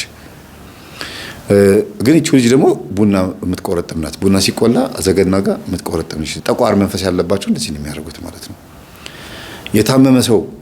የታመመ ሰው ጋር ሄደው ወስደው አሳቅፏት ህፃኗ ታቅፋ የታመመ ሰው የዳነ ደግሞ አለ። በዚሁ በመንፈስ ነው እንግዲህ በርኩስ መንፈስ ነው አስቡት። ህፃኗ መንፈሱ እንደተላለፈባት ቤተሰብ አውቋል፣ ዘመድ አዝማድ አውቋል። እሷ ላይ ነው ማረፍ የምፈልገው ብሎ ሲያጓራ ሰምተዋልና ሴትዮዋ ሞቱ። የልጅቷ የህፃኗ አያት ናቸው የሞቱት። አይ በቃ ህፃኗ ላይ ተዛውሯል ተባለ። ቡና ስጡኝ ስትል ቡና ይሰጣታል። ምግብ ስጡኝ ምንም ስጡኝ ስትል ይሰጣታል። ጣፋጭም ካረሜላ ምንም ሙጬ ስላለ ማለት ነው ይሰጣታል። ከዛ አንድ ሰውዬ ታመሟሉ። በእንደዚሁ በእነሱ አይነት እውቀት መካከል ያሉ ሰውዬ ናቸውና ለምን ሚጣና አቅፏትም ተባለ። ሚጣን እቅፍ አድርጓት ሚጣዬ ምናምን ብለው ከዛ ሰውዬው ተነሱ። ግን እሷን አቅፏት እንቅልፋቸውን ሲተኙ ቀሚስ ለብሰው ቡና ሲያፈሉ ነው ያዩት። ቀሚስ ለብሰው ቡና ሲያፈሉ ራሳቸው ሰውዬው እሺ ብለው ተነስተው እንዲያርግ ማለቱ ነው ሲናገሩ እንዲያርግ ማለቱ ነው ተባሉ። ተነስተው ቀሚስ ለብሰው የሚስታቸውን ቡና አፍልተው ከዛ በኋላ ከህመም ዳንኩ አሉ። እሺ እንግዲህ ቀሚስ ለብሰው ቡና ማፍላት ነው ከህመም ያድነው ወይስ ለመንፈሱ ቀሚስ ለብሰው ቡና እያፈሉ በመገበር ነው? ስለዚህ መጀመሪያም ህመም ያመጣቸው ራሄሎ የምትባለው ያቺ ሰይጣን እንግዲህ ራሄሎን ይቻለችባቸው። ራሄሎ ነች ቀሚስ የምታስለብሰው። ቀሚስ አስለብሳ ጥፍር ቀለም እንዲቀባ አድርጋ ሻሽ አድርገው ቁጭ ነው ቡና ማፍላት ማለት የሚያስቅ ነገር ነው ለልጆች ስታዩት። ግን በአዋቂ ደረጃ ይሄ ሲደረግ ራሄሎ ነች። ራሄሎ የምትባል ዛር ናት። የሴት ዛር መንፈስ ነች። እንግዲህ እቺ መንፈስ ደግሞ ሰውየው ላይ ካለች አሃ ይሄን አግልኝ ማለቷ ነው ለካ ያሳመመችኝ ብለው ሰውየው ከዛን ቀን ጀምሮ ግብራቸው መቀጠል እንዲጀምሩ ነው ማለት ነው። እንዲህም ተደረገ የታቀፈች ህፃን ልጅ አለች። ግን እንግዲህ እኛ ከእንደዚህ አይነት ማህበረሰብ ውስጥ መካከል ነው እነዚህን ህፃናቶች ነጥቀን አምጥተን ለቁርባን እንዲበቁ የምናደርገው። እግዚአብሔር ስሙ የተመሰገነ ይሁን። ይቺ ህፃን ልጅ አሁን እየቆረበች ነው፣ አድጋለች። አሁን የ6 ዓመት የ7 ዓመት ልጅ ነች። ገና ግን የ2 ዓመትና የ3 ዓመት ልጅ እያለች ግን እሷን የማያቀፍ የለም፣ የማይሰማት የለም። እየዳበሷት ማለት ነው። እንደ ጨሌ ነበር የምትታየው ልጅቷ። እና በዚህ ልክ በጣም የተግማማ አስተሳሰብ ያለበትም ሁኔታ አለ። ይሄ የተግማማ የከረፋ አስተሳሰብ ነው። አጋንንታዊ የሆኑ ግብሮች ቢኖሩትም እንዴት ሰው አስተዋይ እንዴት አይሆንም? እግዚአብሔርን የሚያክል አምላክ እያለው ደሙን ያፈሰሰለት ቤዛ የሆነው የዋጀው ከባርነት ወደ ልጅነት የቀየረው ምንም ነገር እንዳይጎልበት አድርጎ በነፃ ስጋው ደሙን የሰጠው አምላክ እያለው ሰው በዚህ ልክ እንዴት ወርዶ በማይረባ ነገር ውስጥ ተጥሎ ይገኛል? እና ዲያብሎስ ሰውን በጥቅማ ጥቅም አንበርክኮታል። እገልሃለሁ በሚል ማስፈራሪያ አንበርክኮታል። ልጆችን እጨርሳለሁ፣ ቤተሰቡን እጨርሳለሁ ካልተመለኩኝ፣ ይሄ ካልተደረገልኝ በሚለው ማስፈራሪያ ስንቶቹን አንበረከከ። ግን አሁን የሚዋረድበትና የተነቃበት ዘመን ነው። አስተውሉ። ማቴዎስ 10:26 ላይ መጽሐፍ ቅዱስ የሚናገረው አለ። እንግዲህ አትፍሯቸው ይላል። እንግዲህ አትፍሯቸው፣ የማይገለጥ የተከደነ የማይታወቅ የተሰወረ ምንም ነገር የለምና ብሎ ይናገራል ኢየሱስ ክርስቶስ። እያንዳንዷ ነገር መጽሐፍ ቅዱሳዊ ናት። የማይገለጥ የተሰወረ የተከደነ የማይታወቅ የተሰወረ ምንም ነገር የለም፣ ሁሉ ነገር ወደ ግልጥ ይመጣል ነው የሚለው። ለመጽሐፍ ቅዱስ ላይ ያለ እሱን ላንብብላችሁ። ኤግዛክት በትክክል ቦታውን ላገኘው ብዬ ነው። አዎ እንግዲህ አትፍሯቸው፣ የማይገለጥ የተከደነ የማይታወቅ የተሰወረ ምንም ነገር የለምና በጨለማ የምነግራችሁን በብርሃን ተናገሩ፣ በጆሮም የምትሰሙትን በሰገነት ላይ ሰበኩ። ስጋም የሚገሉትን ነፍስን ግን መግደል የማይችሉትን አትፍሩ፣ ይልቅስ ነፍስንም ስጋንም በገሃነም ሊያጠፋ የሚችለውን ፍሩ። 2 ድንቢጦች በ5 ሳንቲም ይሸጡ የለምን እያለ ይቀጥላል ማለት ነው። አሁን ጊዜው ግልጥ የሚልበት ጊዜ ላይ ያለ ሁሉ ነገር ፍንትው የሚልበት ተደብቆ እንደ ጥበብ የታየ እንደ አንድ ትልቅ ችሎታ እንደሆነ ነገር የታየ ግን ከውስጥ ሆኖ ሲተውን የነበረው መንፈስ የምናወጣበት የምናጋልጥበት ጊዜ ላይ ያለ ነው። የሰው ልጅ የተሰጠው ገደብ አለ። መጽሐፈ ሄኖክ እኮ ዘፍጥረት 6ና መጽሐፈ ሄኖክ ምዕራፍ 2ን ብታነቡት ሰዎች ሊያውቁት ከሚገባቸው በላይ ለሰዎች ምስጢርን የገለጡ ስለሆኑ ሰዎች ማወቅ የሌለባቸውን ነገር ስላሳዩ ኔፊሊምና ራእይቶች የተረገሙት። ሰዎች ማወቅ የሌለባቸው ነገር ለሰዎች አሳወቁ ይላል ኤልያኖች። አስቡት፣ በጣም ብዙ ማወቅ የማይገባንን ነገር በማወቃችን እግዚአብሔር ላይ እንደምንነሳሳበት፣ እንደምናምጽበት፣ የማይሆን ነገር ውስጥ እንደምንገባ የሚያሳዩ ነገሮች ስላሉ እግዚአብሔር የከደናቸው ነገሮች አሉ። ለዚህ ነው ትንቢተ ዳንኤል ምዕራፍ 12 ላይ አንተ ግን መጽሐፉን ዝጋ። ብዙ ሰዎች ግን ይመረምራሉ፣ ለማወቅ ይጥራሉ፣ ጥበብ ትበዛለች፣ ሁሉም ሰው እንደፈለገ ያወራል። አንተ ግን መጽሐፉን ዝጋ፣ አትመው። ራዕየ ዮሐንስ ላይም አንተ ግን አትመው አለኝ ይላል። ማህተሙ ደግሞ ሲፈታ አንደኛው ማህተም፣ ሁለተኛው ማህተም፣ ሰባተኛው ማህተም እያለ ማህተሙ ሲፈታ ደግሞ የዛን ጊዜ ይገለጣል ሁሉ ነገር። አንተ ነበርክ እንዴ እኔ ውስጥ ሆነ ቡና ስትጠጣ የነበርከው? አንተ ነበርክ እንዴ ሁሉ ስታደርግ የነበርከው? እያላችሁ አጅሬውን አጠገባችሁ ታገኝታላችሁ በፍርድ ጊዜ። ለምን ፍርድ ጊዜ? አሁን ሰው ሲሞት ራሱ ልክ ነፍሳችሁ ከስጋችሁ ስትወጣ ዞር ስትሉ እድሜ ልክ ኃጢአት ሲያሰራችሁ የነበረው መንፈስ ሀይ ሰላም ነው እንዴት ነው ይላል። ቆለጭ አንተ ነበርክ እንዴ ስትሉ ጊዜ አዎ በዚህ ጊዜ ይሄን ሁሉ ያሰራው እኔ ነኝ ይላል። ጠባቂ መልአክም ከሆነ ደግሞ አንተ ነበርክ እንዴ የምትረዳኝ ስትሉት አዎ በዚህ ጊዜ ረዳሁ እኔ ነኝ ይላል። ከዛ እንደ ኃጢአታችሁ ወደ አንዱ፣ እንደ ጽድቃችሁ ወደ አንዱ። ስለዚህ የሰው ልጅ ምን ተሸክሞ እንደሚዞር ማወቅ አለበት። ኢየሱስ ክርስቶስ በማቴዎስ ወንጌል ላይ ሲናገር በሰው ልብ ውስጥ ያለውን ያውቅ ነበርና አይተማመናቸውም ነበረ ነው የሚለው። በሰው ነው ያለው። በዚህ ሰው በዛ ሰው ወይ በእነዚህ ግሩፖች ውስጥ አላለም። በሰው ውስጥ ያለውን ያውቅ ነበርና ነው ያለው። በአጠቃላይ ሰው ውስጥ ምን እንዳለ። ለዚህ ነው መንፈስ የሌለበት ሰው የለም ብዬ እንድናገር ድፍረት የሆነ ይሄ ቃል ነው። በሰው ውስጥ ያለውን ያውቅ ነበርና አይተማመናቸውም ነበረ፣ ከነሱም ተሰውሮ ሄደ ይላል። ለምን የአብርሃም ልጅ ነኝ ትላለህ? አንተ ማን ስለሆንክ ነው እንዴ? የአብርሃም አባት ነኝ የአብርሃም ፈጣሪ ነኝ ለምን ትላለህ ነው እንጂ አንተ እንዴ ሰው ሆነ አምላክ ነኝ እንዴት ትላለህ ሲሉት ጊዜ አብርሃም ሳይኖር ነበርኩኝ እያለ ሲከራከራቸው ሊይዙት ሲሞክሩ ተሰውሮ ካጠገባቸው ይሄድ ነበረ። ምክንያቱም በእነሱ በሰው ውስጥ ያለውን ያውቅ ነበርና፣ የሚከራከረው ጥያቄ የሚጠይቀው ማን እንደሆነ ያውቅ ነበርና። ዛሬም ያሉት እንደዛ ናቸው። በውስጣቸው ያለውን አያውቁትም። እግዚአብሔር ግን በውስጣቸው ያለውን ስለሚያውቅ ዝም ይላል። የሚያስለፈልፋቸው ስሙን እንዲሳደቡ የሚያደርጋቸው ማን እንደሆነ ስለሚያውቅ ዝም ይላል። መልሰን ልብ እንደንገዛ ነው ጊዜ የሚሰጠን። ዝምታው እኮ እድሜ ነው። የእግዚአብሔር ዝምታ እኮ እድሜ ነው እንጂ እንደተናገረን የሚቀስፈን ቢሆን ኖሮ ማን በምድር ላይ ይኖራል? ምድር እንዲያውም ጭር ካለች 7 ዓመት ይሞላት ነበረ። 7000 ዓመት እንደተፈጠረ ነበር ምን ጠፋው። ግን ዝም የሚለን ለእድሜ ነው፣ ለንስሐ ነው። እድሜ ለንስሐ ዘመን ለፍስሐ ይባላል አይደል? እና የእግዚአብሔር ዝምታ ቸርነቱ፣ ጸጥታው፣ ፍቅሩ እድሜ ነው። የንስሐ ጊዜ መስጫ ነው ማለት ነው እንጂ እዚህ ምድር ላይ እንደሆነ ነገር ሰርተን ይዘነው ተሸክመ ነው የምንገባው። ፎቅ የለም ወይም ደግሞ ይዘነው የምንገባው መኪና የለም። ገነት ሁሉ ነገር እዚህ ቀሪ ነው። ይሄ ትሬኒንግ ነው፣ መሰልጠኛ ቦታ ነው፣ ውትድርና የምንሰለጥንበት ቦታ ነው። አዳምና ሔዋን ኃጢአት ሰሩ፣ ወደ ምድር ተጣሉ። ከዛ ከምድር ወደ ገነት የምንገባው ግን በብዙ ትሬኒንግ ነው። ለምን ሲባል መጀመሪያ ኤዶም ገነት ፈጠረውና ኤልዳ የምትባል ቦታ ላይ ፈጠረውና ከዛ በኋላ ምን አደረገው? ገነት አስገባው። ገነት ላይ ግን ኃጢአት ሰራ። አትብላ የተባለውን በላ እና ተመለስ ተብሎ የተፈጠረበት ቦታ ላይ ወረወረው። ስለዚህ ከዚህ በኋላ ወደ ገነት የምትገባው በድካም ነው። መጀመሪያ ፈቅጄልህ ነበረ፣ ገነት ኑር አልኩህ፣ አትብላ ያልኩህን ሳትበላ 7 ዓመት ኖርክ። ከ7 ዓመት በኋላ ግን አምላክነትን ፈልገህ ይሄንን ሽተሃልና አባረረው። ከዛ ገነትን ዘጋት በኪሩቤል በምትገለባበት ሰይፍ። ከዛስ ገነት የምንገባው በምንድን ነው ማለት ነው? በድካም በልፋት በእግዚአብሔር ቸርነት በቅዱስ ቁርባን እንዲሁ ዝም ብሎ አይገባም። ለምን? ገነት የገባ ገነት ማነው መንግስተ ሰማያት ስለሚገባ ነው። ሲኦል የገባ ደግሞ ወደ ገሃነም ሻል ወዳለው እሳት ነው የሚገባው። ገሃነም እስካሁን የገባ የለም። ሲኦል ነው አጋንንት ራሱ እየተቃጠሉ ያሉት። ሰውም ገነት ነው እስካሁን ያለ ነው። መንግስተ ሰማያት ድንግል ማርያም ብቻ ነች ያለችው።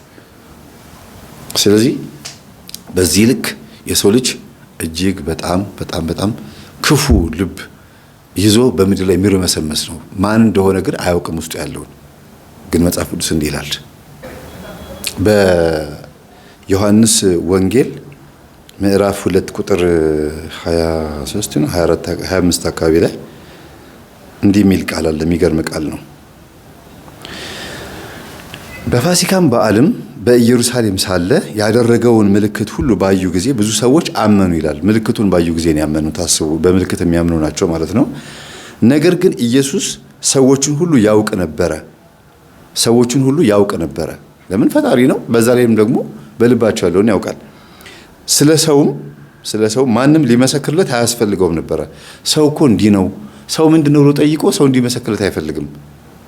ስለ ሰው ማንም እንዲመሰክርለት አይፈልግም ነበር። ለምን? የሰው ፈጣሪ የሰው አስገኘ ራሱ ስለሆነ ማለት ነው። አይፈልግም ነበርና አይተማመናቸውም ነበረ ይላል።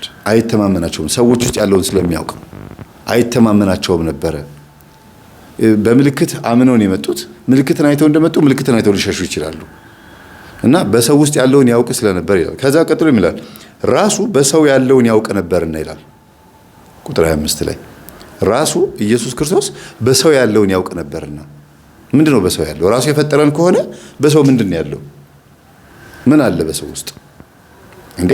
እንከን እንዳይኖረን አድርጎ ከፈጠረን ምንድነው በሰው ውስጥ ያለው? የፈጠረው ነው የሚኖረው። ግን በሰው ውስጥ ያለውን ያውቅ ነበርና ሲል ሌላ ባዕድ ነገር መጥቶ እንደተቀላቀለብን ያውቅ ነበረ። አስተሳሰባችንንም እርኩሱንም ጭምር ነው ያለውን ያውቅ ነበር በሰው ውስጥ። እንዴ በጅምላ እኮ ነው ያለው። በፈሪሳዊ ገሌ አላለም። በሰው በአጠቃላይ በሰው ነው። ሰው በሚለው ፍጥረት ውስጥ ነው። እንግዲህ ይሄ የሚያሳየው የሰው ዘርን የጠላ ዲያብሎስ ሁሉንም ትውልድ እንደተቆጣጠረ ማሳያ ነው። እና እግዚአብሔር ይፈውሰን፣ እግዚአብሔር ያድነን። ራሳችን አድኑ። ሰላም ነው። ቅዱስ ዓመት የሚሆነው ስቀደስ ነው በቅዱሱ። ምስጋናዬን አላቆምም እንዳልጠፋ ከመቅደሱ። አዲስ ሕይወት ይኖረኛል እኔ አምናለው በንጉሱ።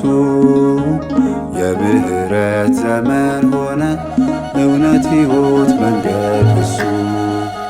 ቅዱስ ዓመት የሚሆነው ሲቀደስ ነው በቅዱሱ። ምስጋናዬን አላቆምም እንዳልጠፋ ከመቅደሱ። አዲስ ሕይወት ይኖረኛል እኔ አምናለው በንጉሱ። የምህረት ዘመን ሆነ እውነት ሕይወት መንገድ እሱ።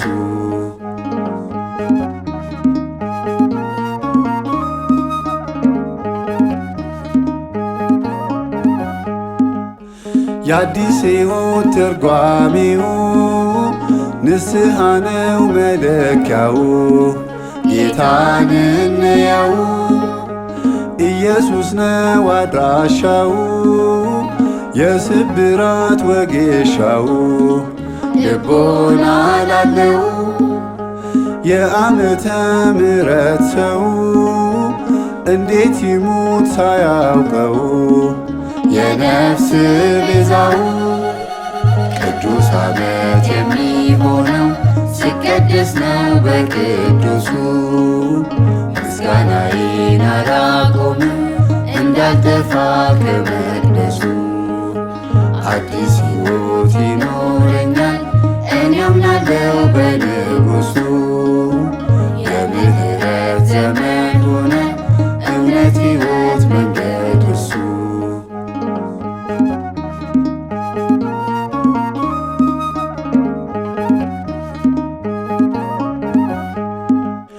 በግንበኞች የማይከብር ድንጋይ ሆኜ ብወረወር ጌታ ከስር ነበር።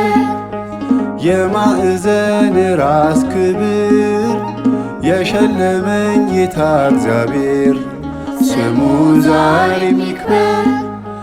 የሾህ አክሊል አርጎ ነበር ለኔ ሕይወት ለኔ ክብር ከንቱ ሆኜ እንዳልቀር። ቅዱስ ዓመት የሚሆነው ሲቀደስ ነው በቅዱሱ። ምስጋናዬን አላቆምም እንዳልጠፋ ከመቅደሱ። አዲስ ሕይወት ይኖረኛል እኔ አምናለው በንጉሱ።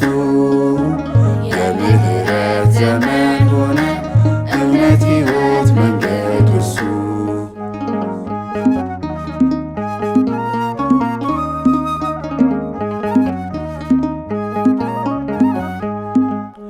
ባሪያ እንዳልሆን ልጅ አረገኝ፣ በደሙ ኃይል ከሞት ገዛኝ። ክብሩን አወረሰኝ፣ ጠባቂና እረኛለኝ፣ ከሞት ዘመን የሚያድነኝ፣ በፍቅሩ ሚጠራኝ፣ ለአዲስ መንግሥት ያዘጋጀኝ፣ ለዘላለም ሕይወት ያጨኝ። የስስት ልጁ ነኝ፣ ቅዱስ ዓመት የሚሆነው ሲቀደስ ነው በቅዱሱ።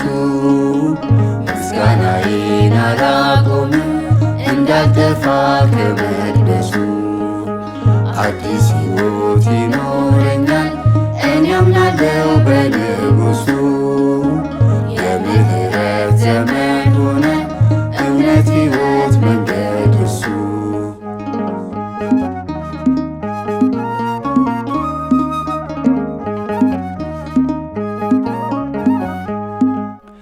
ዘመናትን የሚተካ ፍጥረታትን የሚያረካ የፍቅራችን ዋርካ እረፍቴ ነው ጌታ ለካ። በእርሱ ልረፍ በሱ ልርካ በእጆቹ ልነካ። ለመሰራት ልፍረስ ልብካ ቤዛ ሆኖኝ ልቤን ይንካ። በጌታ ልመካ ቅዱስ ዓመት የሚሆነው ሲቀደስ ነው በቅዱሱ። ምስጋናዬን አላቆምም እንዳልጠፋ ከመቅደሱ። አዲስ ሕይወት ይኖረኛል እኔ አምናለው በንጉሱ። የምህረት ዘመን ሆነ እውነት ሕይወት መንገድ እሱ። ቅዱስ ዓመት የሚሆነው ሲቀደስ ነው በቅዱሱ። ምስጋናዬን አላቆምም እንዳልጠፋ ከመቅደሱ። አዲስ ሕይወት ይኖረኛል እኔ አምናለው